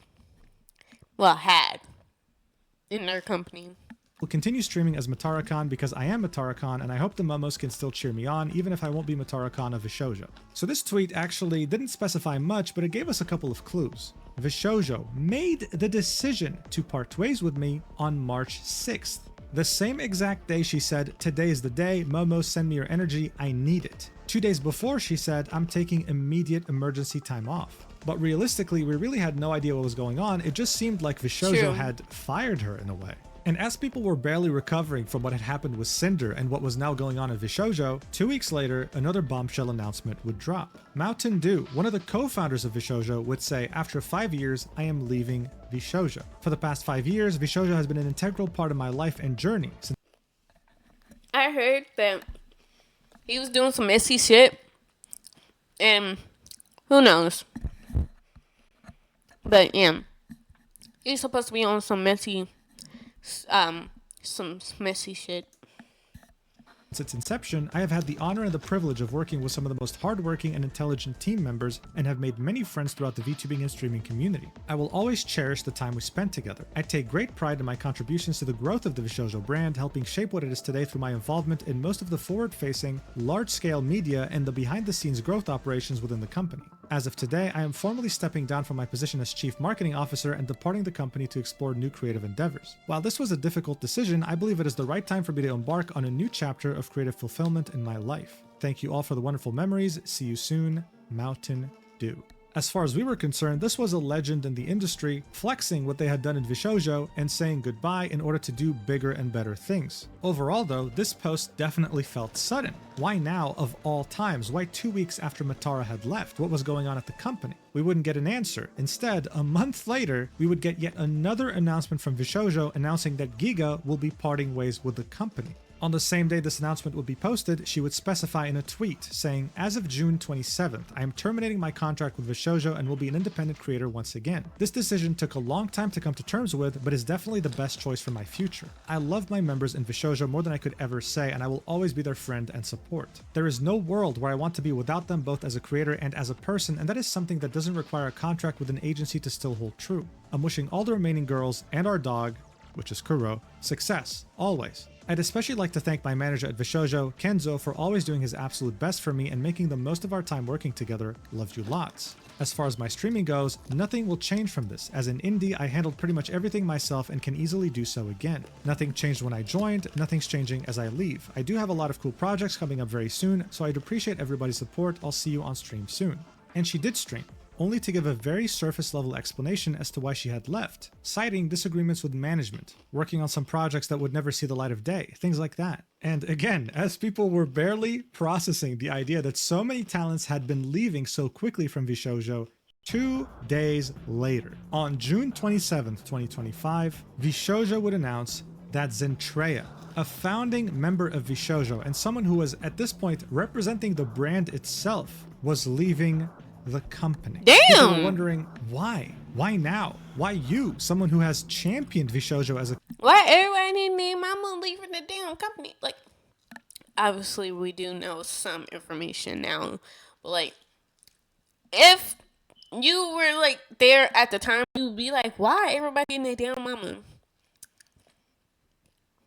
leaving this company, and this company is supposed to be a yippee, we're for the freedom of, like, you can do whatever the fuck you want in our company type shit. You know, they're supposed to be the better company of the other ones. Company and who seemed like they were never going to leave.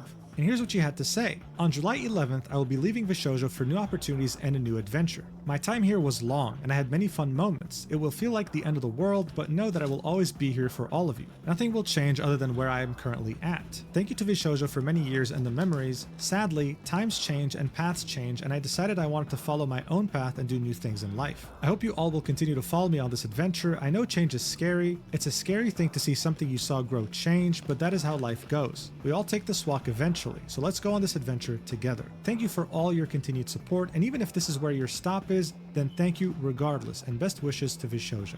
She would then specify further on the stream that she was doing this for more opportunities and for personal reasons. She, much like the other talents that had left VShojo so far, didn't want any drama or speculation. And just like that, in the span of like a couple of months, 3 talents, including 1 founding member, had left VShojo, and let's not forget that they were joined by the chief marketing officer, Mountain Dew. This wouldn't be the first time VShojo would go through this, we saw this ourselves. But this time felt very different, especially because after a couple of weeks, even Panini had left the company after 3 years. This was the director of talent of VShojo. So you weren't just getting talents leaving, you were also getting some pretty integral people running the company leaving as well. What was going on here? But of course, as you might have guessed, we weren't done here just yet. 7 days later, Iron Mouse would tweet out, "I'm so sorry for not streaming as much these past 2 weeks. I have been going through a lot, but I hope to get back to streaming soon." People just assumed she was tired, dealing with some symptoms of a sickness, or just overall needed a mental health break. But everyone couldn't have been more wrong in this regard. Yeah, she made her Getting announcement slapped video across the face sideways only 3 days later, when Iron Mouse wouldn't tweet out anything, but instead would release a YouTube video titled "Why I Left VShojo." And all you really need to understand the gravity of the situation is listening to the first 30 seconds. Watch. I am leaving VShojo. Unfortunately, I recently found out that for the past couple of months, I have been misled by VShojo. With the information that I currently have, I believe that I am owed a significant amount of funds, which I have not been paid. And most importantly, the thing that hurts me the most is that the Immune Deficiency Foundation, which is the most important charity to me, and also the reason why I'm here today, is owed over $500,000 from VShojo. So not only was she not getting paid, but thankfully, though, we have wonderful people in her community that donated money, and she surpassed her goal. She got over $1 million for the charity. So that's amazing. God really had everybody's back with that one. So thank you for everybody that donated to support Iron Mouse and the Immune Deficiency Fund.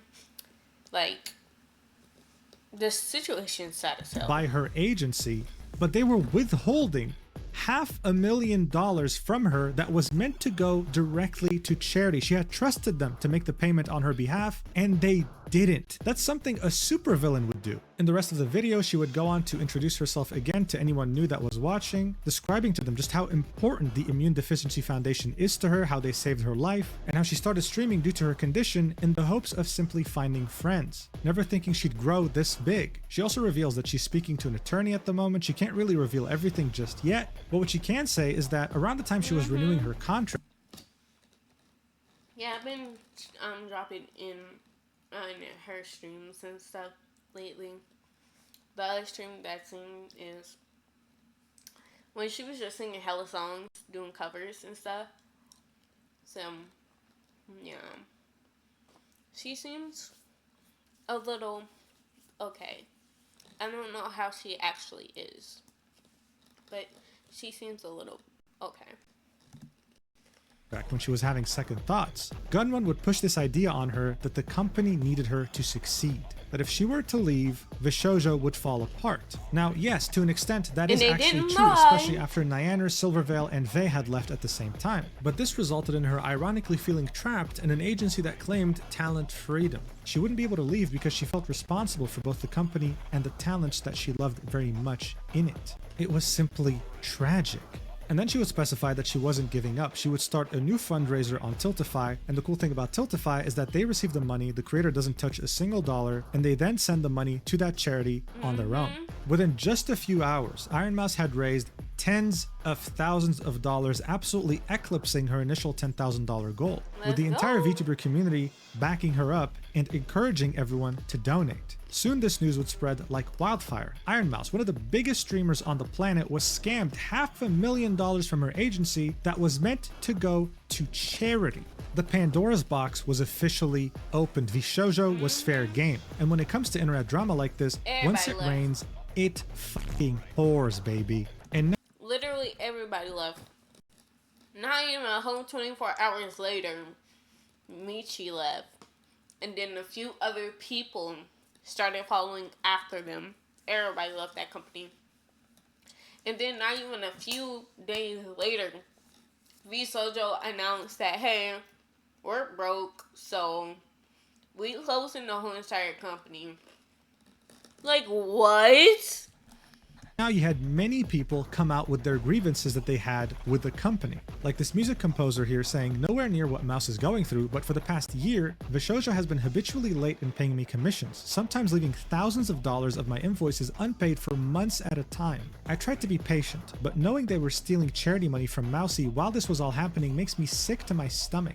Another music artist would quote tweet this and say, I have thousands of dollars of unpaid work from them too. Had to chase people down just to make sure my friends got paid. They even hire someone to help with music stuff, but I ended up managing everything while they got paid for my work. This had gotten to a point where it was so ridiculous that Iron Mouse had to make a statement saying any artists / musicians that worked with me through VShojo and never got paid, please contact me ASAP so I can get you paid. I'm so sorry. It turned out that the financial problems of VShojo weren't just related to talents, they were related to everybody. Around that same time, Zentreya would also tweet this out saying, in all seriousness, I know VShojo had times where they would take forever to process a payment out to artists when they worked with me if the payment was through VShojo and not me. I just want to make sure that if you were one, you were paid. Contact me on what project, I'm so sorry. Very shortly after Iron Mouse had released her video, both Kuro and Michi would take VShojo out of their names on Twitter. As this was all happening, a well-known Japanese media personality would tweet this out, and it would end up being a bombshell, saying, this person moved from a VTuber company to another as a staff last year,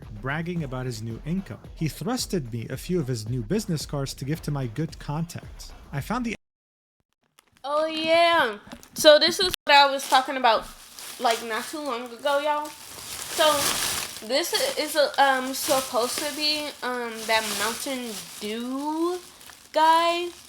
So yeah, hi Evie, welcome back to the chat. I don't know if he was here earlier, but I was saying that I wasn't really like seeing the chat and stuff. It's because my tablet was disconnected from the internet and then it just died not too long ago. But after this stream, I'm gonna take like an hour or two a break, and then we're gonna do the Mike Street reaction. So it's gonna be a late night stream. action obnoxiously rude, but maybe he was too young and friendly to know better. Then the motherfucker wanted to meet up for tax advice because I'm a native in Japan and I hire an accountant. I was asked to have dinner in his area, which was quite far from me, splitting the bill. That day I got convinced I didn't like the guy. Yet because I loved the talents he worked with, I was only secretly hoping he would lose his job one day. Recently, I heard from another creator that he was showing photos of VTubers' real selves while revealing their personal info like marital status. What? I now wanted to find a way to warn other employees. Today I've learned the most despicable shit the company has done to their talent. Don't know if he's involved with it, yet all my personal grudge is nothing compared to such betrayal. Sometimes, unfortunately, managers or agencies can be the talent's worst enemy. Please always support the talent, talent first. So here Shibuya Kaho was pretty much saying that there was someone who worked at a noted VTuber company, we can only assume it was Nijisanji, was then Sorry hired if at I'm so VShojo, quiet. and that I'm just person was eating very dry-ass careless with some cereal of these that's hard as VTubers' fuck. identities. Something extremely taboo, seeing that these VTubers valued their privacy above all else. I mean, they're VTubers for a reason, right? But even though that was despicable, she would still say that this is nothing Not gonna lie, you did. Cause you was saying some chaotic stuff, but it was fun. It was fun as hell.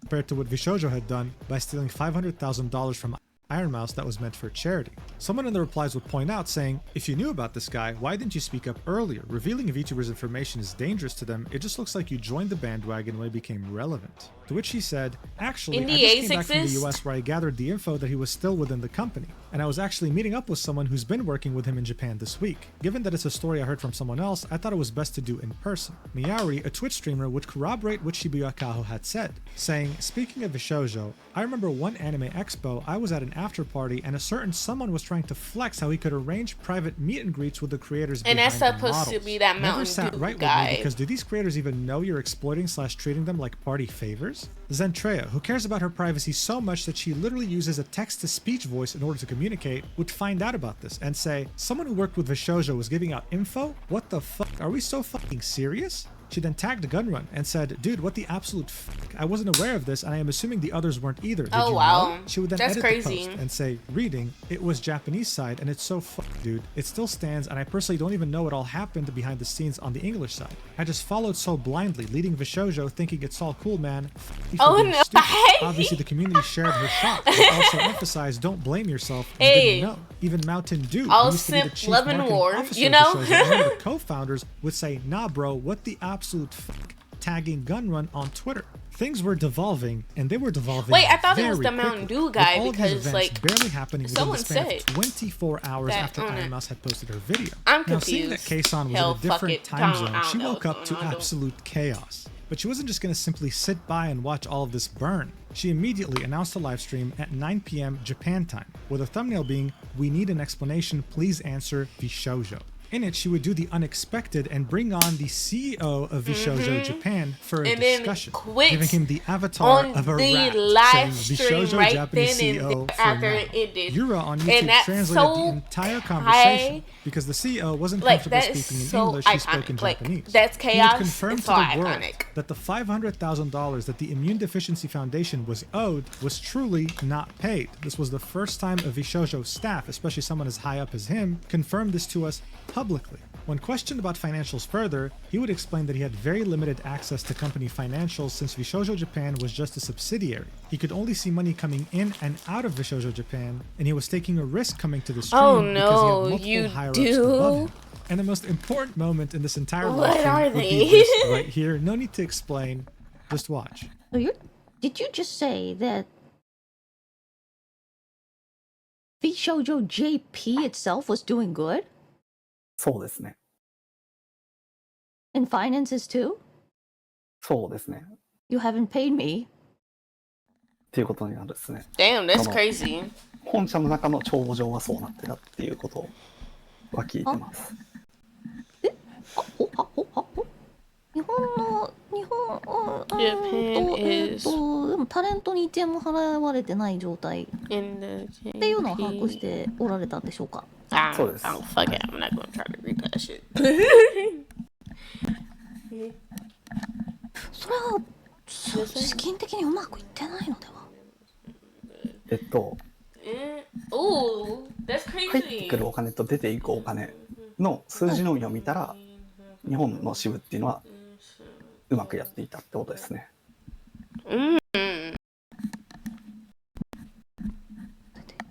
What the fuck? 出ていこうか。 The 入ってきたお金。I quit VShojo today. はい。 Yes.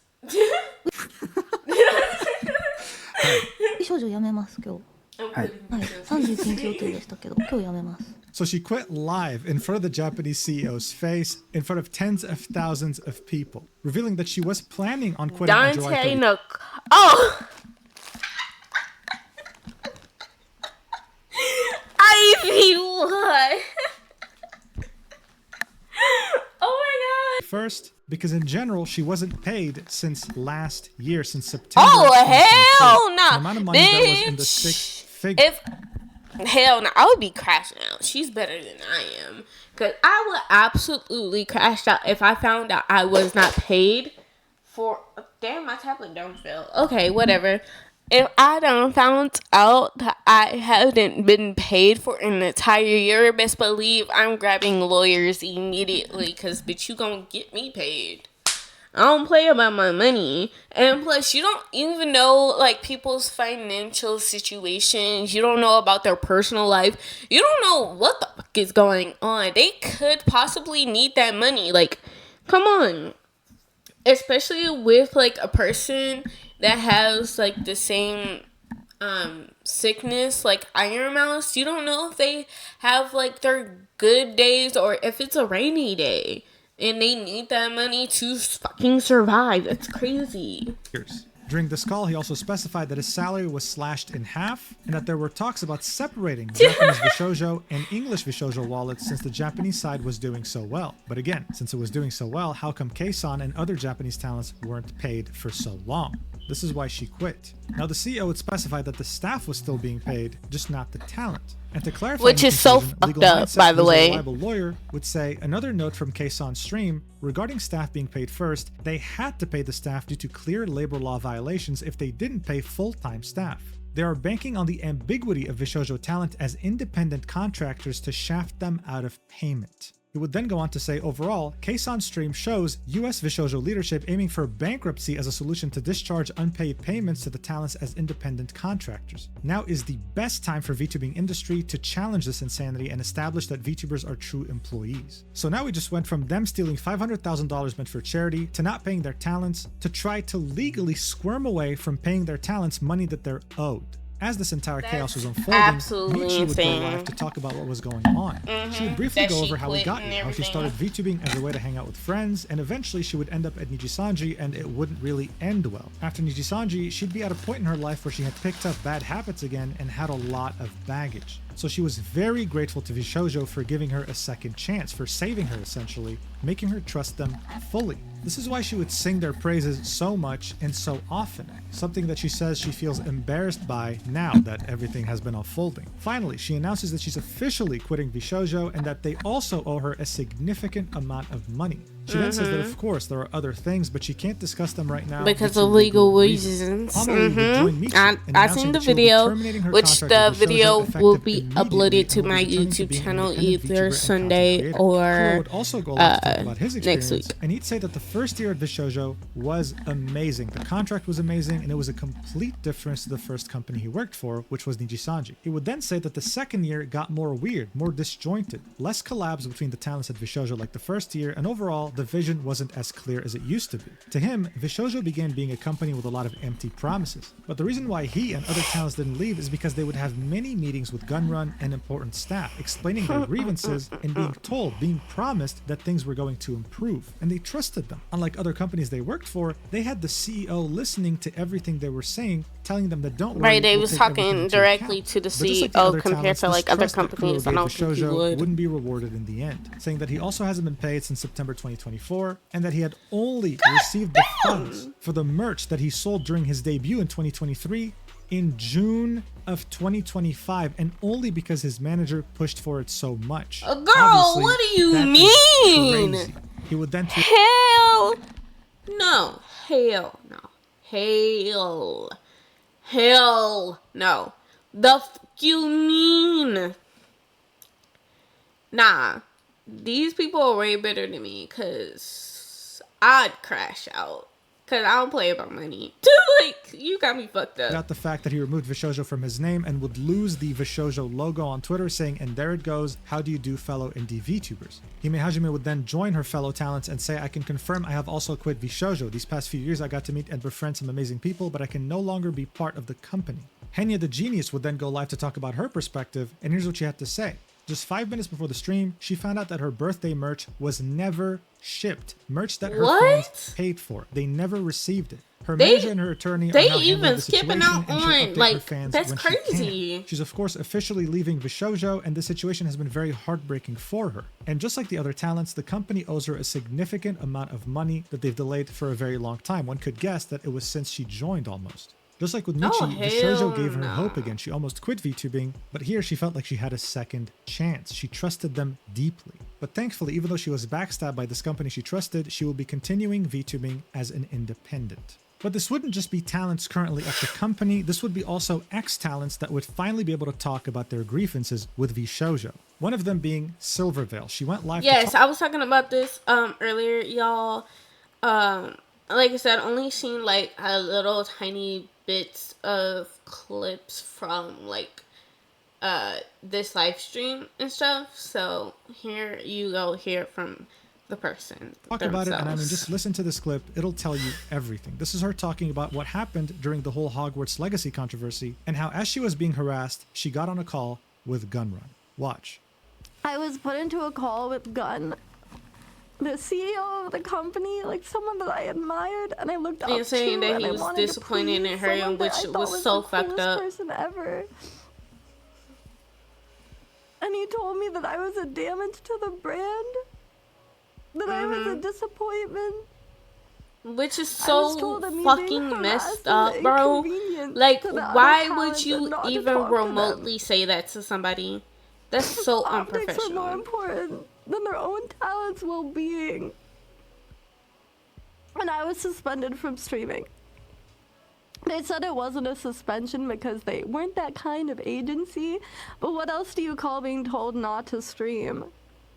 Yeah, as she was dealing with the harassment campaign, instead of the company supporting her, making sure she was okay, the CEO got into a call with her and called her a disappointment. Gunrun was essentially siding with the harassers and doxers. After that, of course, she wanted to leave. Vey wanted to leave too for her own reasons that she would reveal later. But they would only allow them to leave together. If at I'm the being same honest, time, I to have make it no seem idea. like it was a joint decision and not an individual one. They couldn't complain because it turned out that their contract had no exit clause, which is, I think, pretty much illegal. And Nyaners, who wanted to that's also insane. leave, wasn't allowed to leave with them. She had to graduate separately. Now you think, why is it that VShojo wanted Silvervale and Vey to graduate at the same time? Well, that's simple. Because after they left, they would start talking behind their backs to other talents, as well as the brands, like I was artists, mentioning and earlier, business they partners that they pointed had them worked as like with. the bad VShojo guy, as management Mean would make it Girls. their life's mission to slander both Silvervale and Vey to make it seem like they were problem childs. Like the reason why they left and the reason why they got into so much controversy was their problem, not VShojo's. It was disgusting. But even after leaving, Silvervale wasn't done with the trauma of VShojo. She said that the threat of VShojo suing her haunted her for a very, very long time.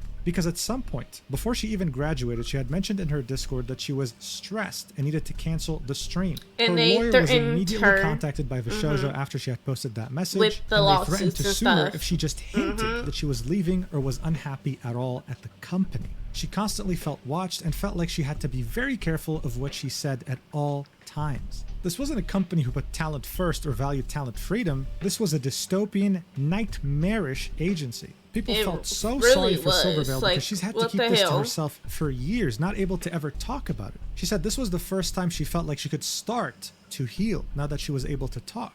But the bombshells here weren't over because she would then tweet this out saying, "My heart goes out to all the communities affected by this recent news. I know that it's surprising and heart-wrenching for a lot of people. There's a lot I wish I could say, but I signed a pretty aggressive NDA. They made my mom sign one too. All I can say is that it's been bad for a long time, and I warned everyone as much as I could. It was so much worse than you could imagine. The VTubers make the agency, not the other way around. To take advantage of those who trusted you is vile. Never derive your value from an agency. Believe in yourself and your content because you're worth so much more than you can imagine." They made her mother sign an NDA. That's how badly they treated her, and were also scared of her. Legal Mindset came in to clarify, yeah, making your mom sign is not going to hold up. Truly showing us how ridiculous this all is. But if you thought that was bad, Nyaners would then go live to reveal to us even more very disturbing details. VShojo wasn't good with payments as early as 2023, owing her almost 6 figures worth of payments. She would then reveal that part of the money she was owed was for a sponsor stream in which she literally got swatted. Someone doxed her and sent police at her house. She had guns pointed at her. But even though that happened, she would then continue streaming because she was doing a sponsor stream and didn't want to disappoint the agency. Guess what? Part of the money she's owed was that stream. She wasn't paid for the stream in which she got swatted and kept going when she could have just easily ended. After leaving VShojo, within just a few months, she had made more money than she had ever made under the agency. The same thing applied to Silverveil. Since the first contracts had no exit clause, the Illinois Nyaners, Vey, and Silverveil were confident enough to leave was because VShojo at the time had an expired business license. Before leaving, though, she was still in the process of renewing. By the way, that's very illegal. Whoa! And brought in a lawyer to review the contract. As she was doing this, she was guilt-tripped by the staff. We can only assume this was the CEO, saying things like, wow, she's so heartless, she's talking to us through a lawyer, which is ridiculous, by the way. Having a lawyer review a contract should be normal. It is normal. Girl, that is just being smart and not letting somebody take advantage of you, not letting somebody run all over you, not letting somebody be all in control. You're doing what you need to do to protect yourself.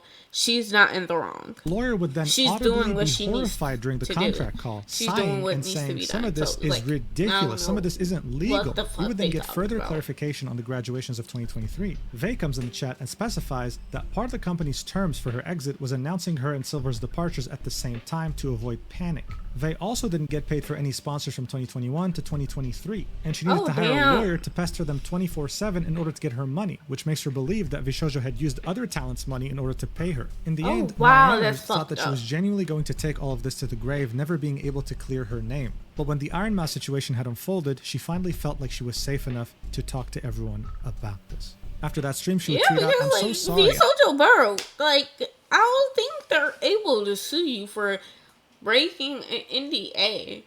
Like, I don't think so. Like, comment down below if you know legal shit, because I don't, obviously. Let me know.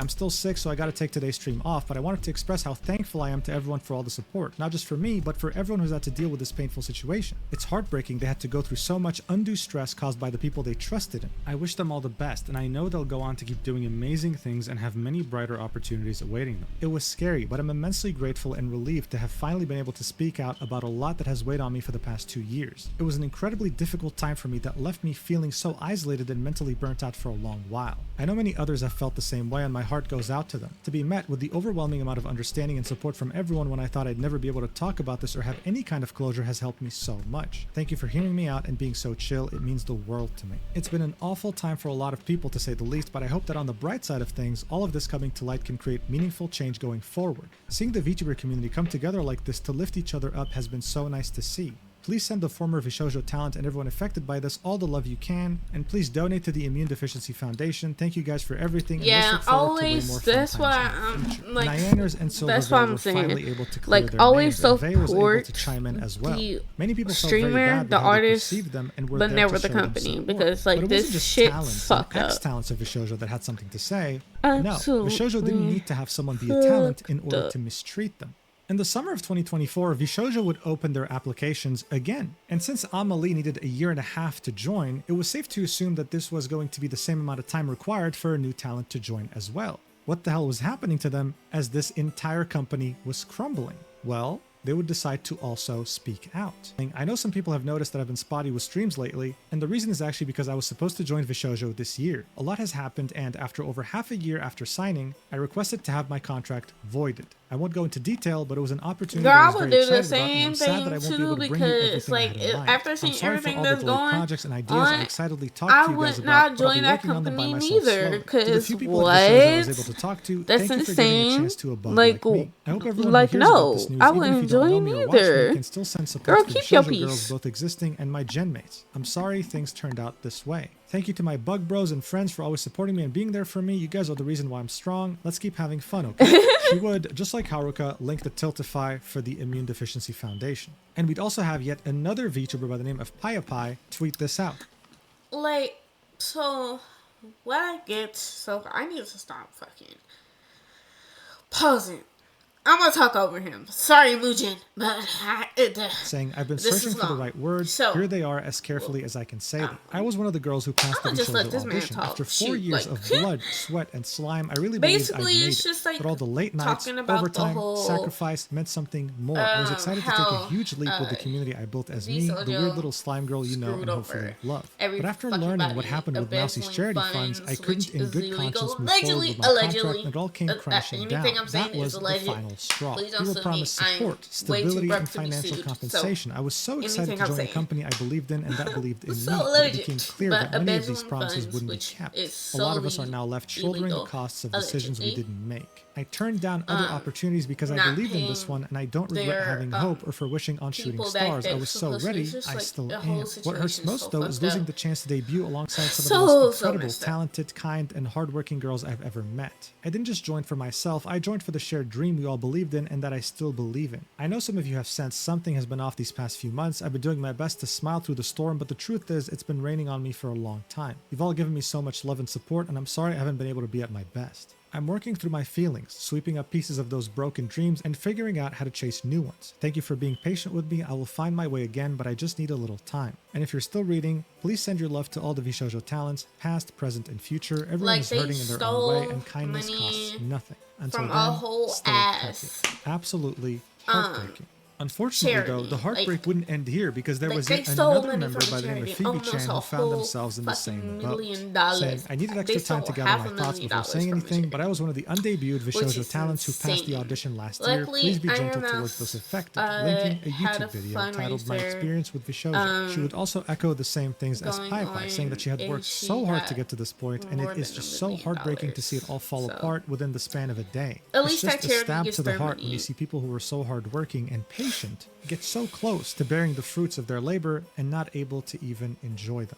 This would also happen to the fifth and final member that was meant to join VShojo. As far as I'm aware, there were 5 of them. She went by the name Tori Orion, but her story Also, was a if bit you more hear me, unique than the like, others. breathing my You see, heart, I'm VShojo so had for sorry. some It's reason my implored her allergies. to completely abandon her identity, to start Also, from scratch after with a new this model video's and new over, name we're in ending VShojo. this That was kind of stream, and I'll come counterintuitive when back it in came like to an talent hour freedom, but she or accepted it and two she wanted to to do be the in this nice agency that treats, signified and success we're for her. gonna She'd be strung raid along Mr. for James, months, being told that they Dan were working on her Buds. debut, working on her model, working on her assets, when in reality they were doing none of that. She only found out recently that this wasn't happening as the company was imploding, and this was with the mindset that she was abandoning this account, so she didn't put as much effort into this, thinking that she was going to start anew in VShojo. This company stole $500,000 in charity funds and, with no exaggeration, ruined the hopes and dreams of 5 people that had so much potential. That is criminal. But as you Yeah, might have that's guessed, those 5 fucked talents up, were not the bro. only ones who got screwed over by VShojo. You even had the very well-renowned VTuber Mint Fantôme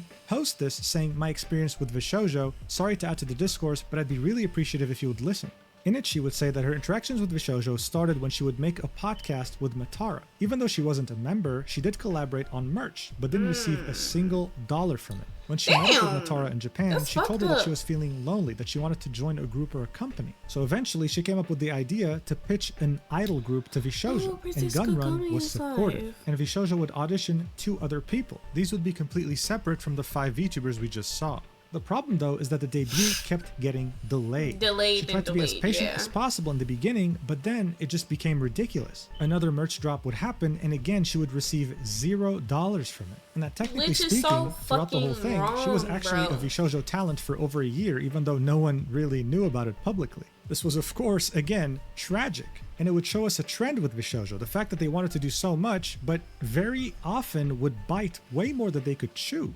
The same thing would happen with Quinn, who is a VTuber that used to be at Nijisanji that also happens to stream with Facecam. VShojo would tell him that they're interested, that they really would love to sign him on, but eventually would just ghost him. This company's higher-up management was ran by complete clowns who didn't really know how to run a business, and more revelations would come out. For example, Shoto, who is a very big VTuber, would say, "Fun fact, I was contacted for an opportunity to join VShojo back in 2023, and I'm very glad it didn't go through. Please support Mouse and support the Immune Deficiency Foundation, y'all." To which Sayu, yet another very big VTuber, would say, "You too? Damn, and retweet." Try Lily, who needs no introduction, would say, "Good thing I trusted my gut feeling when VShojo tried to recruit me. Their contract was riddled in red flags and basically legal robbery." This makes me sick to my stomach. Please, if you can, support Mouse and the Immune Deficiency Foundation. And even more tragically, Sayu, who used to be at Nijisanji and was treated horrendously by that company. Like, I'm talking, she was doxxed and harassed and everything, and Nijisanji did nothing, effectively what Gunrun had done to Silverveil, would get in contact with VShojo as she was stepping out of Nijisanji. At that point, she had lost all hope, but VShojo had given her renewed hope. She pitched an idea to Gunrun, saying what if she left and several others left and they would make a gen of ex-Nijis in VShojo. He liked the idea, wanted to listen to more things she had to say. She felt like she was finally validated for the first time in her career. And Gunrun, the CEO of VShojo, would tell her that he wanted to help and that this sounded like a plan, saying that the only thing he was waiting on was for her and Nijisanji to finalize their graduation. After she'd go through an absolute nightmare and finally get rid of that company, she would reach out to Gunrun again and would only receive a surface level response, effectively ghosting her. She had lost everything in Nijisanji. She had lost complete hope. Gunrun gave her some hope and she had lost that too, all in the span of just a few months. It turned out that VShojo wasn't this next level new era VTuber agency. It was run by a manipulator who couldn't run a business better than a kid.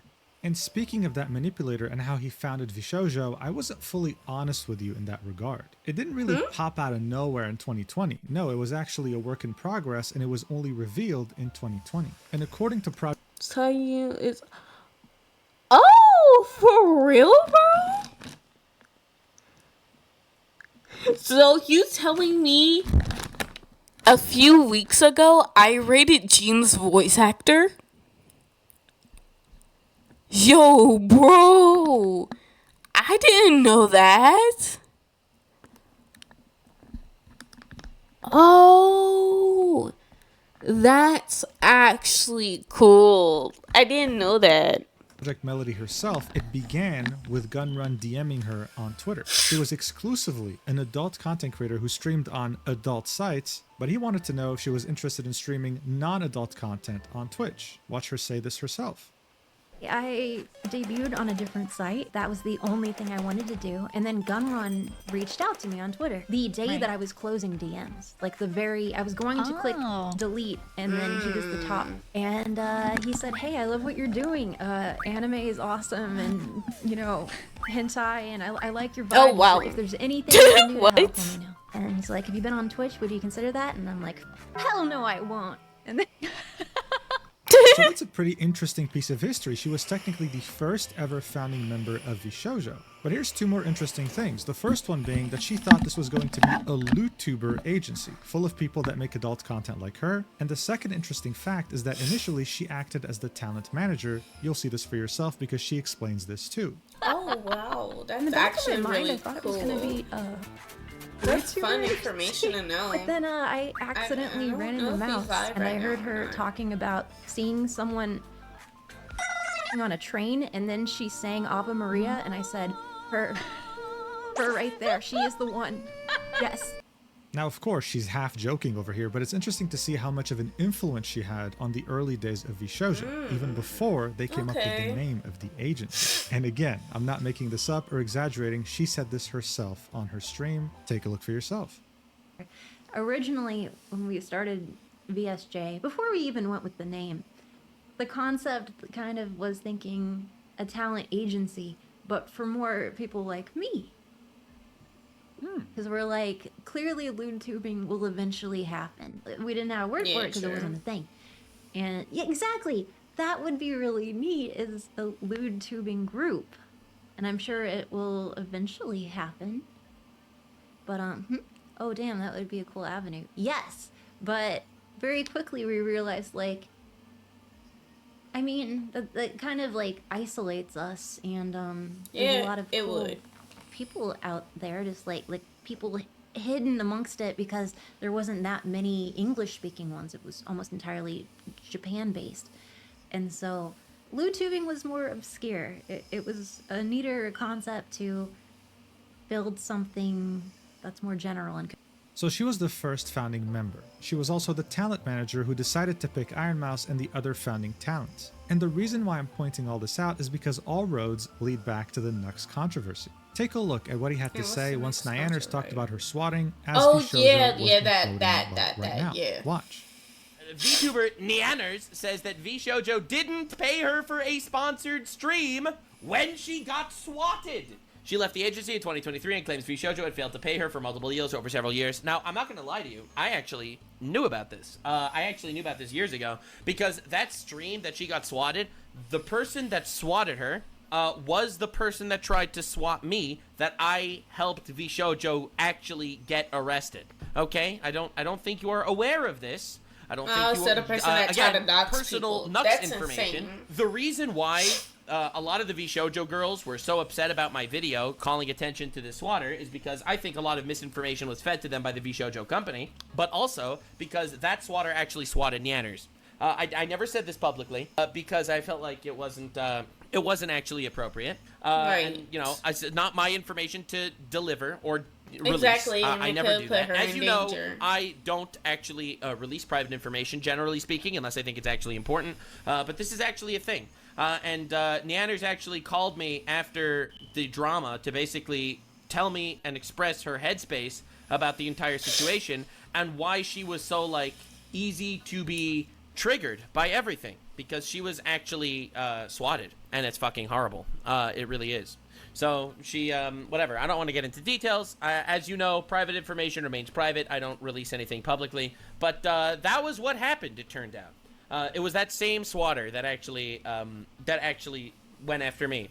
So yes, I do know about this. And I do know that she had to continue her stream after she was swatted because it was a sponsored stream. The update is that she didn't even Which get is paid so for that. tired. Like, that's so Interesting. fucked up. So You- Nyanners was like, doxxed and you- swatted after by the you same person get trying to dox swatted, Nux you and still gotta Saki Nightshade. continue That was doing never what you're mentioned by doing, 'cause most VShojo in their definitely very getting lengthy swat explanation. They will, claimed that there were only like, 2 make victims you, of like, that specific a little doxing fragile, method. like, But what I find you really would interesting be, is like, that Nux, scared. even though he was Like, literally your being nerves will be like, backstabbed oh, out in let's public, fuck, like, still it's gonna be tried fucked to up, right? protect Project But you Melody, gotta who act was like in the group. everything's In fact, she cool was the and go creator back of to that group. doing She your was the one who live stream invited Nux, because Phoenix, and Gunrun. it's You can see this in the crown that's Like, next to her name on the right. that's The only reason we insane, found out she bro. was there was That's because of fruit, absolutely even though I insane. don't even think that was her intention. So this, of course, raises even more questions. Nyanners was the victim here. How come she wasn't the one in this group instead of Project Melody? And why is it that Project Melody's here with the CEO and the head of the cybersecurity operations of VShojo? Did Gunrun view her as a co-founder?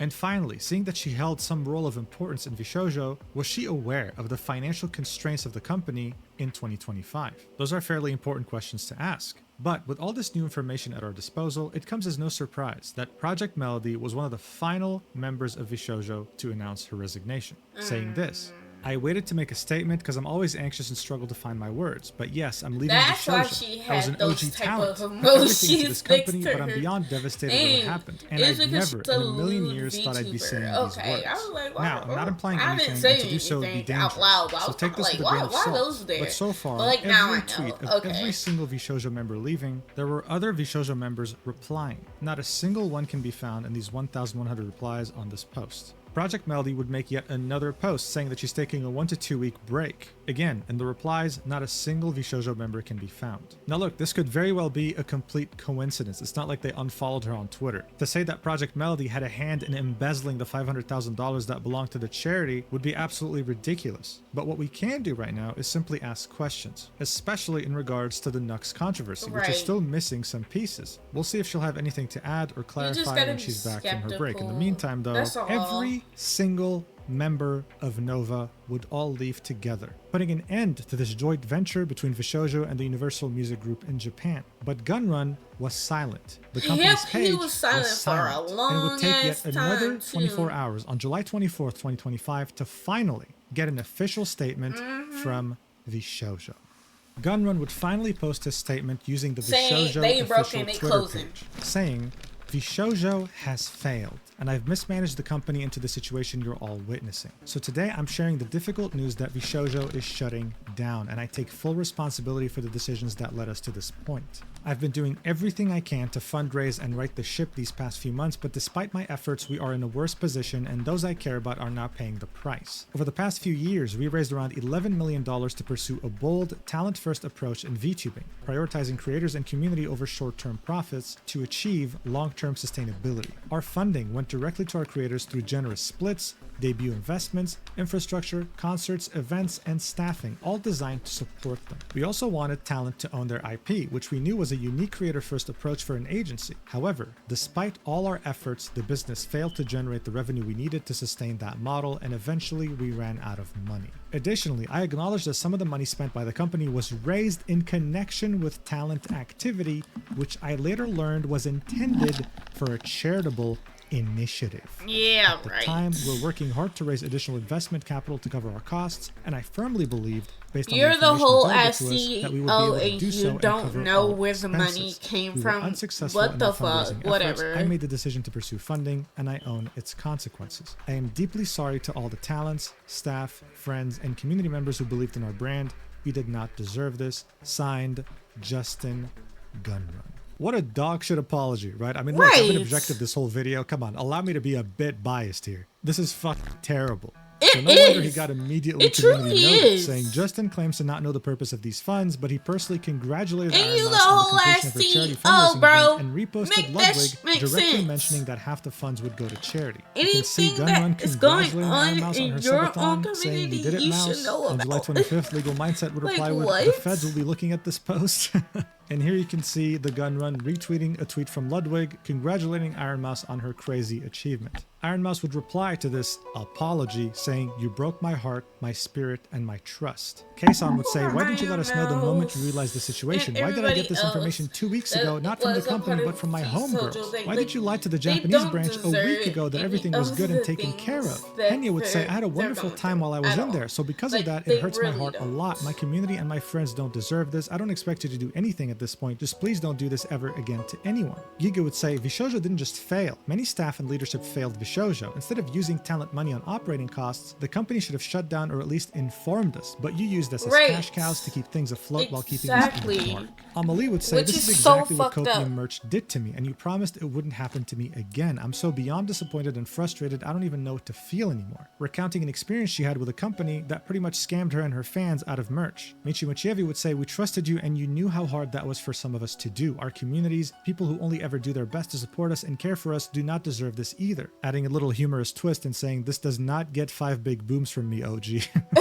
Nyanners would say, "So is the COO going to say anything about his involvement, or is he busy Googling how do I renew my law license past the deadline?" Pretty much revealing to us for the first time that the chief operating officer, the one who handled legalities within VShojo, had an expired law license. Silvervale would say, "How did you not know? How could you betray the people that trusted you the most and think everyone would believe this garbage? You ruined lives. I hope the money gets True, repaid, they but I wouldn't be really surprised if did, it doesn't. because, You're a like- disgrace and a Like I disappointment." mentioned earlier, Hey, you know what? You go, don't girl. know She's just doing the same exact thing he did to her during the whole anyone's Hogwarts Legacy situation. fiasco. But one of the most Like, heartbreaking replies would be from this shit's fucked Zentrea, up. saying, "I've been trying to figure out what to say. Why did you keep dodging my messages and concerns? When I wanted to do one-on-ones, you kept dodging or gave me a short corporate answer. Even when I was under immense pressure from the community for answers about the auditions and I pleaded for a statement by your PR team, you told me it wasn't needed. You made a tiny video instead, looking like you were hurt and upset, saying sorry, instead of meeting me one-on-one for my concerns, and I was left crying and frustrated. But like a fucking dog, I went back and happy to even get something from you because, oh man, boss actually answered me. You wanted a one-on-one finally when you knew everything was crashing around you. Then debuting new talents and such even after the community kept asking about it and kept waving it off and letting me take the punches. I smiled. I fucking brushed it off and kept pushing the company because I was hopeful for new talent and bringing And new I people feel to so help. bad Instead, I for find you were her. hiring people without input and Like, poaching without even the that's- idea of truly helping them it's other than so financial messed up. gain. We Like, didn't even this know whole who you were situation bringing in. is You and the so team told sad, us to like, just take it. You these and some people don't were really ready deserve for the me to be shit thrown that under VShojo over put and them over. through. Even when Amelie joined, I It's begged you to so put out a messed statement up. regarding auditions before she announced her debut stream. You gave us the middle finger. Me and Amelie had to put out a statement because your PR team was unfit for their job. I took it all. Why did we have to say anything at all? Why did I have to keep taking the fucking damage over and over? You were hurting me well before this. You know you have. I've been pushing a company so blindly who didn't even care for me, but I'm an idiot and I kept believing. I was so excited for this. I spent sleepless nights dealing with constant harassment, and you spent money which you didn't even have without even warning us on God knows what, and you knew, don't even lie, you knew that the money was for charity and was supposed to be placed to the side to be untouched. Where did $11 million go in less than 3 years even? What happened to all that money? I'm just really tired from all these years of working, trying to push for something that kept pushing me to the wolves. I was so stupid, but I was so excited. I really trusted you. We all did. Despite everything, I don't wish you any ill will. I just hope you find some way to make this right. VShojo had gone from being the hope of the VTubing community to a leech that had sucked out the hope of everyone who had any contact with it, whether they were talents or not talents, whether they had auditioned or were in the process of joining. This was a tragedy on a cataclysmic scale. And no one was believing anything he said. No, there was no way you didn't know that this money was intended for the Immune Deficiency Foundation. Right, Zero because possibility. like he's We literally got the Iron Mouse to an Immune CEO, Deficiency bro. Foundation charity event in person. VShojo Right. even issued a press release stating they would donate Like, that's half the what I'm profits from her talking subathon about. on Like, September that's 2nd, so 2024. insane. You think this won't be used in court? You can't just feign ignorance. Legal Mindset would later chime in, saying the only reason the VShojo CEO included the later learned language is to try to keep himself out of criminal hot water. But I mean, come on. Even a pet hamster would understand by now that there's no way he's dodging this. Soon after, Twitch would remove the legacy emote known as Gunrun, not wanting to associate with him in any Right, I would way. do it too. But you want to know what's crazy? Like, what? Fruit has been inactive from January 2025. She finally made a comeback on July 21st, 2025, and literally just a day after she had come back, she would find out about the whole Iron Mouse situation. She effectively came back to a raging fire. At this point, it was already implied, but she still felt the need to specify that she's left VShojo, saying, as a day one talent, it's truly heartbreaking that it has come to this. I had the opportunity to achieve so much in the last 4 to 5 years. I'm really anxious about becoming indie, but I'm going to continue doing what I set out to do and make fun things. The people, whether talent or staff, were the best part about the company. I had the pleasure of meeting so many inspiring individuals. I hope we can cheer them all on together moving forward. And with Fruit leaving, VShojo had officially become a talent agency with absolutely No zero talent links at I think all. it's important to specify Yeah. that even though these VTubers already had one hell of a community around them, having to wrestle with the idea that you're going indie, that you're losing all the resources that this agency once gave you, all in the span of 24 hours, True, isn't it the really easiest thing fucks to process. everybody over. But you know what isn't easy to process, because at least for VShojo? At The least fact that some they didn't give a single shit agencies that she was still under do a NDA. lot of She saw stuff the to company help crumbling, their barely able like to keep up with talents, finances. She and they thought they're not handle going to and sue me, manage so she revealed a lot of shit for the everything. talent. And it was But still, extremely like, it's so fucked disturbing, up. That's why saying, I'm and so our NDAs keep are saying now like void. it's better Why I off left being VShojo. indie. Back in 2023, And yes, I know VShojo it's tried way to bully me into one harder of the to most be an predatory indie contracts that I have VTuber, ever seen. but When I tried to it's ask just more about it, better their COO off got to extremely just hostile with be me and refused indie. to answer any of my questions, and so I had to hire a lawyer in order to get some clarification. During the talks, it became clear that VShojo would rather let me go than to take less away from me. They were ultimately wanting me to give up more than half of all my sponsor revenue and over 60% That's of all my merch insane. sales. All What I the asked from them in fuck? return is to not take a cut of the sponsors that I was getting through Mythic, as that cut was already being taken. They said no, they want it all. So just to clarify any confusion All here, the most of money the is VShojo talents had a insane. talent agency in parallel to VShojo, like Mythic Talent, for example. They would be there for the sole purpose of getting them sponsors. This was a completely normal thing to do, but VShojo wanted a cut of the sponsors from Mythic, even though they were doing nothing to get her those Already sponsors. taken They would then some continue, parts and so I of asked to the leave after money. being They treated like I taken was half, so disposable why in our would you wanna talks. take They half? basically made it Let seem your, like they were my employer and that they were the artists reason for my success, that I mean, owed them and talent that I should be happy to give have them the money. other In half order for that me to they leave, they deserve demanded to I sign an have. NDA that I said prevented me from half way speaking too to many any of the times, other but, talent like, about it. y'all I get could what not I'm say why I was saying. leaving. I could not say what the terms that I was saying no to were. I even got in trouble for advising them to hire their own attorneys. They would Hello watch my to any streams, of the read my new Discord, and then threaten to sue viewers. me I'm, if I I'm said a girl anything that play hinted towards how 12 I really felt about the slash company. Alex, and right now we are reacting to the situation that is going on with the Iron Mouse, VShojo, and more. So yeah. And after this video, I mean not video, but yet I was saying the right thing.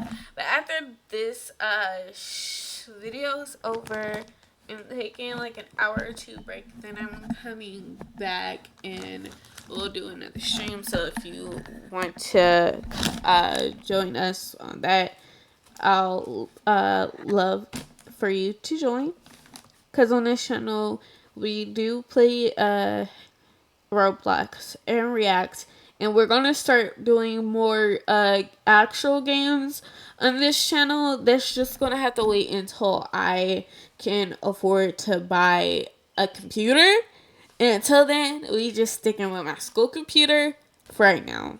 I was threatened with a lawsuit. Another one of their leave terms was that they will announce both me and Silver on the same day in order to minimize the damage to their company. Their COO had begun to push a narrative on 4chan, yes, I'm serious, LMFAO, and other social media that I'm leaving because I plan to join OTK and that both me and Silvervale are troublemakers. So they were letting us go. Later, I found out that Nyanners wanted to leave around the same time due to also being unhappy with the contract, but was told that she couldn't because it did not fit their narrative that they were pushing internally and externally. The amount of hate we've gotten over leaving, from fans calling us he's like lying about how he doesn't know about certain situations, and it's obviously a fucking lie. Not being able to say anything sucked. I only found out I didn't get paid for any of my sponsors after I had already signed the NDA. After 2 years, I have still not been paid back fully. To add insult to injury, they also demanded I had to pay them back $10,000 for some of the anniversary assets, which when they sent me back months later were half finished. Despite all of that, I've had immense faith that the company has gotten better over the past 2 years. I assumed they rewrote their contracts after losing 3 people. Nope, it got worse. And seeing all that it got Clearly, worse. This was not the case. Now for some fun facts. Their company lawyer has an expired law license. He literally does not practice law anymore, yet he was our point of contact for any legal help we needed.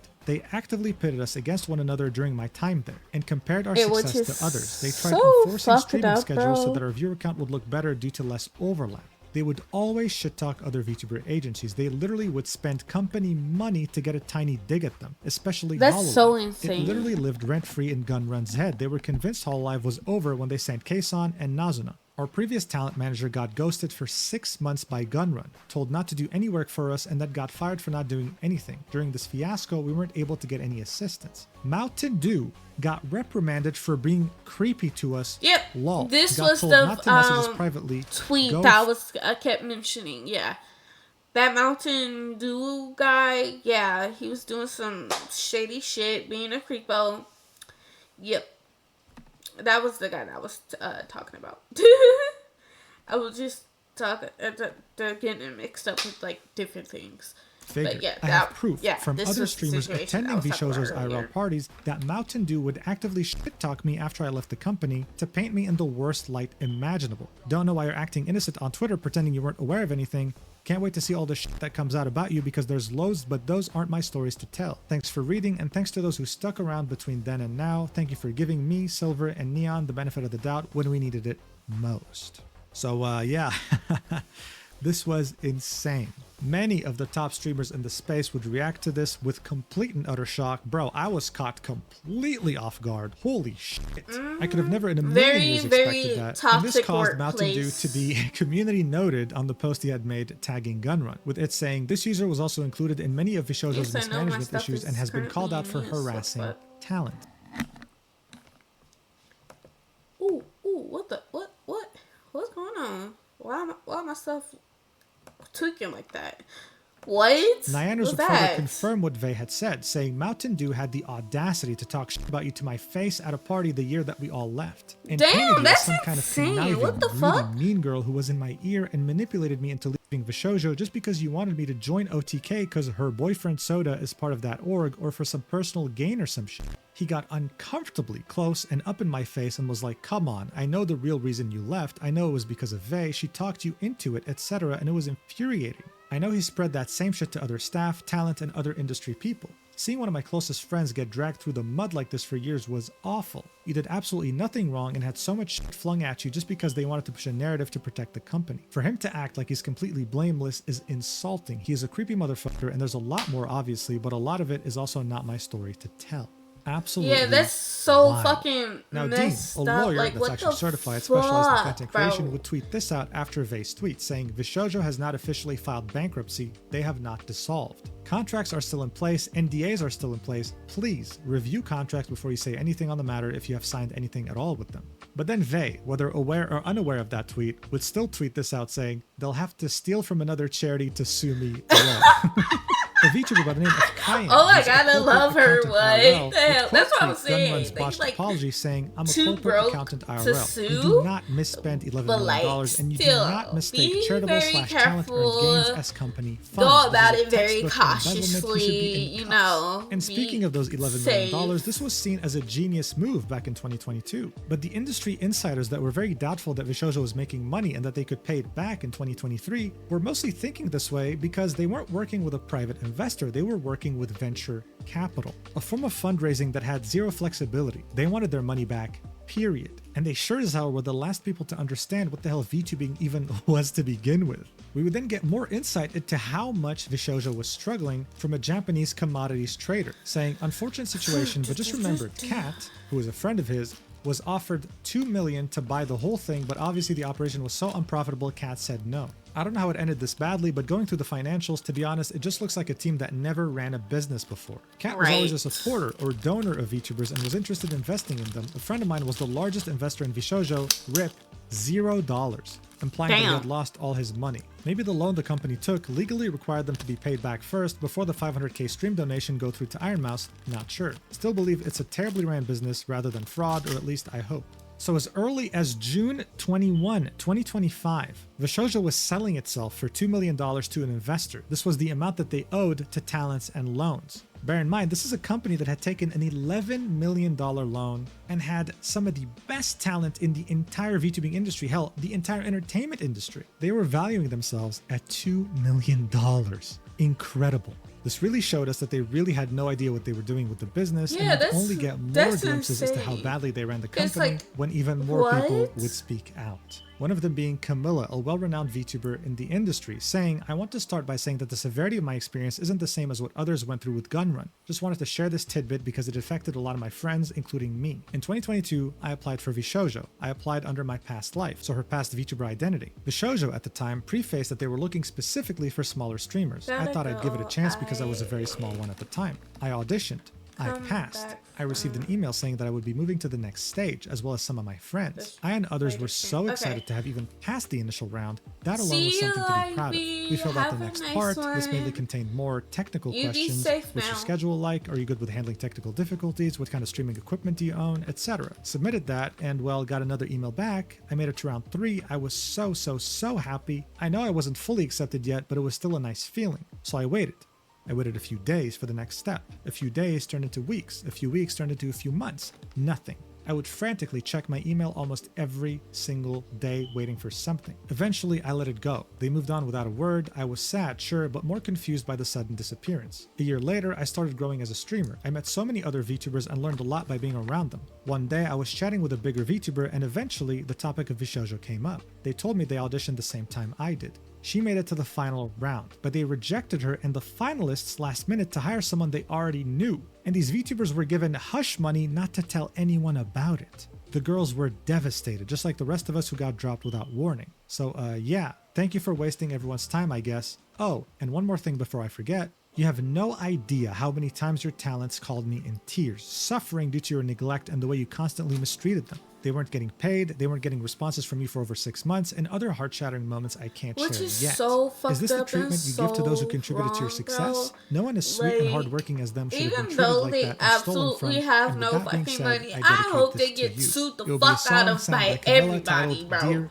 Even though they don't got no money. Personally with the lyrics that she wrote. Mia, yet another VTuber that was screwed over by VShojo, would reply to Camilla's post, saying, "I only spent half a year getting my hopes up. I cannot even comprehend how the people must feel who got strung along for even longer, just for upper management to choose bigger creators, while the talents, like Zentrea, had to tank all the criticism because they believed their words and promises as well. And all of us smaller people applying trusting Zentrea while the talents had to tank all the hatred from people claiming nepotism. Just to then, in the end, find out that upper management did treat the talents like cash cows and did try to get more cash cows instead of keeping the promises they gave everyone else. They sold this dream to everyone and made all of those false promises to talents and fans alike just to crush all of it while letting the talent take it all and disappointing so many people on the road. But what about this whole hush money thing? What about the people who made it as finalists and were given money by VShojo to never speak of it again? Well, one of those talents was Neurosoda, and she confirmed it live on her stream. Watch. like at the time when I applied for Welcome auditions, back. how many years was that? This ago? video is about to end. That was so like the 3 years stream ago. is I about literally to do end not pretty care soon, anymore. and we're gonna rate Jimbo because But at that time, they tried to like give me the hush money, which the I hush didn't money take. is And they insane. spoke about What type like, of what hush money do happened they even as fucking carefully got? as They I could. broke. 'Cause I was What? like, still scared to like, you know. How have that bad hush blood money or is gonna be anything, and then another people still, like, VTuber's hated money. it. Let's be honest. Like, Anything that I'm believe saying me? is all legend, by the way, because you don't want to get sued. So you go Even to though these they broke as auditions fuck, hoping but that this still, will change your life. anything The I'm company saying ends up is being very unprofessional, alleged. backs down, wants to give you money to hush hush. You don't take it so that you can tell people about this, and when you do, they don't even believe you. I can't imagine the mental toll It is NeuroSoda, so as well as fucked pretty up, much everyone too, else in this video went through because, because of this like, company. I mean, it really is 'cause incredible at the just how many people time, this they company had did affected have, negatively. The like, list was so large, a you couldn't even print it on a sheet of quote-unquote A4 paper. For example, this artist was in the reputation. So, works like, to if bring you VShojo say to WeebCon something 2026, about pitching it and having that management company, approve. They would tell yeah, her, a oh, we lot plan a of meeting next people week. Their will schedule was very not packed, believe but, you know, and that is now she so understands fucked this up. is never going to happen. She was given no prior warning. And someone else had spent months and thousands of dollars developing a leather jacket concept for Kuro. VShojo's management loved it, and the artist was under the impression that this was going to be a joint venture. But after all this work, VShojo eventually just offered to Yep, buy out the I whole know. thing. They didn't We're want to gonna, work with this artist. They rate just him wanted the after idea and this the is jacket. done. And you know what the worst part is? This It's artist, almost desperate over. not to We let all got, their like, work go to waste, literally reluctantly agreed. And then 3 more, got 4 ghosted, more, showing 5 us that this more business was minutes. truly ran 3, by 4, 5 children. more Kuro would minutes. find this post and would say, wait, what? I don't know how to say this, but I've never been shown this by anyone, even though I had asked many times if it was possible to get a jacket made, but there was never any update to me, so I assumed it's impossible. There was Oh, truly wow, that's no end fucked to up. VShojo's fuck-ups. Niji Sanji, move aside because there's a new person on the throne. But if you thought that was the end of these talents getting punched in the He's face, not alive you'd be anymore? wrong. On July 31st, 2025, What? Amelie would tweet, Mama should have raised the quitter because there's only so many punches I can take, man. Kuro would tweet, oh man, I might have some bad news. Someone asked, is it about your new house? He said, no, it's about old merch. And finally, Oh, Giga would say, I am damn. once again trying not to crash out, but brother. She would go live shortly after to explain that there's some merch that was sold to her audience that was still unfulfilled. It wasn't shipped yet, sitting in the warehouse. Seeing that VShojo is a complete so mess right fucked now, she doesn't know up. who to reach out to get a list of people who, bought it. Their addresses, like where she can send them to. Yeah, it's his completely streams unclear. do, She's still trying to figure out the crash details, a but it lot seems like that unfortunately, the people who did buy the merch and didn't get their order fulfilled might just get scammed. But as far as I know, some of Giga's merch did ship. In Kuro's case, though, none of it shipped. In fact, it wasn't even sent to production. The pinned post in Kuro's community on Twitter right now is this, saying, merch update. Unfortunately, Kuro's birthday merch was never sent to production, so please file a dispute at your bank/PayPal and do a chargeback ASAP. If you need help, feel free to DM me. So during Kuro's birthday, with VShojo, he was selling some special merch. Typically, the way it works is that when merch is being sold for something like this, there's a time limit. Once that time limit's over, the company knows exactly how many items to print or produce It's in a order to send limited them to the person who edition, bought them. meaning In this if case, though, it's gone, they it's sold never coming merch, back. but never produced it. Knowing that VShojo That's is in so deep financial messed up, trouble, too, it's like, safe to say people are you're not going to get scamming refunded. people out of So the the money only way and to they're really get your never, money back like, is never to getting charge new back. stuff. I mean, this That's is a so disaster messed at up. an apocalyptic level. That is It's not so just the messed up. talents being affected by VShojo's incompetence, it's their fans now. True, It's so sad to like that see. is one But hey, you way know what? Not all to of it was lose negative because the faith VTubing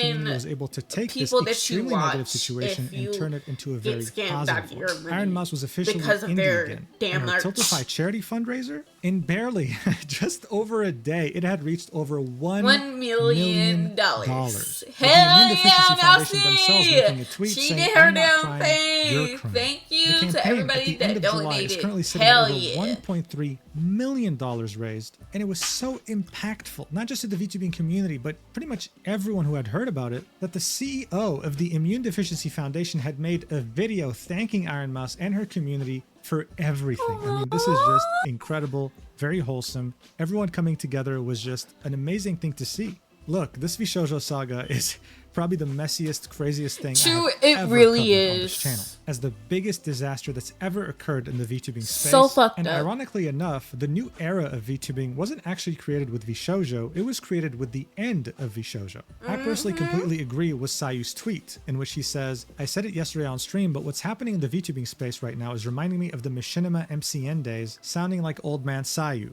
I mean, I remember Machinima, but I'm not old, okay? They used to host some of my favorite shows that I watched growing up. But the way they were created was as an MCN, a multi-channel network, something that is completely extinct today. Back then, YouTubers, especially centered around video games, believed that the only way to succeed or get to the next step of content creation was to sign on with a Machinima. This would allow them to get control over your YouTube channel and essentially make decisions for you. The promise here was that you would be getting so many sponsors, Gotta go bye. Okay, money, cool bye. opportunities, but the Be reality safe. was that you I'm would be about to leave severely too, limited as to honestly, what you can 'cause do, this video and Machinima would is practically done. become your boss. So, You had no freedom. Your channel wouldn't even be owned we're by literally you. about to Eventually, read games. everyone left this company once they realized that they were practically So be scammers, safe. and this led to the company completely shutting down. So maybe the new era of VTubing content creation lies in the independent creators themselves. Maybe VTubing, just like video indie game content VTuber creation in the early game. 2000s, needed these We the agencies best. to lay a foundation, but now they're not needed anymore. Who knows? Time will tell. I do find it hilarious though that in a stream with Michi and Matara, they would find out through tarot cards that VShojo was going to be doomed this year. This was back in like February, okay? Just this year. And speaking of crazy. VShojo, in Legal Faux Mindset's opinion, shadowed, this statement faux was so poorly soul, written that it faux might as well be shadowed Gunrun admitting to a crime. indeed. This wasn't over, and the talents could most definitely sue. I don't know what'll happen, but I would definitely not bet my money on Gunrun. Anyway, thank you so much for watching this ridiculously long Alrighty, thank you guys for joining the stream and for YouTube. Thank you guys for watching. I appreciate you guys. You have a beautiful, wonderful day or night, whatever time you're watching this. Bye.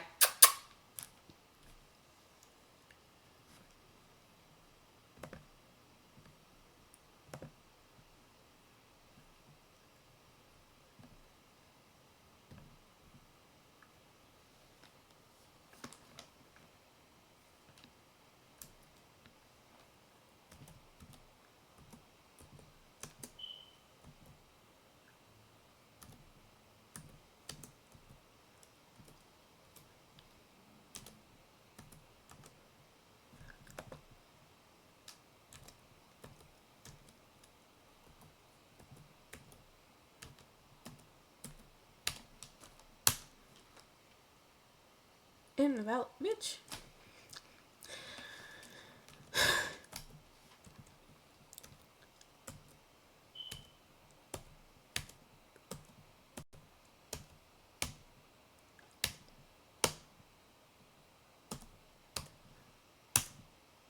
Oh shit, I forgot to put raid.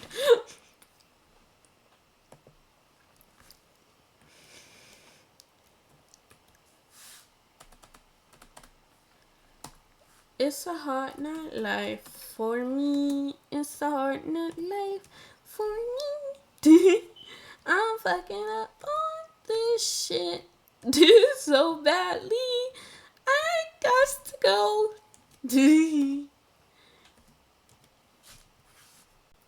Bruh, why is this damn thing messing up so fucking much? It's pissing me off.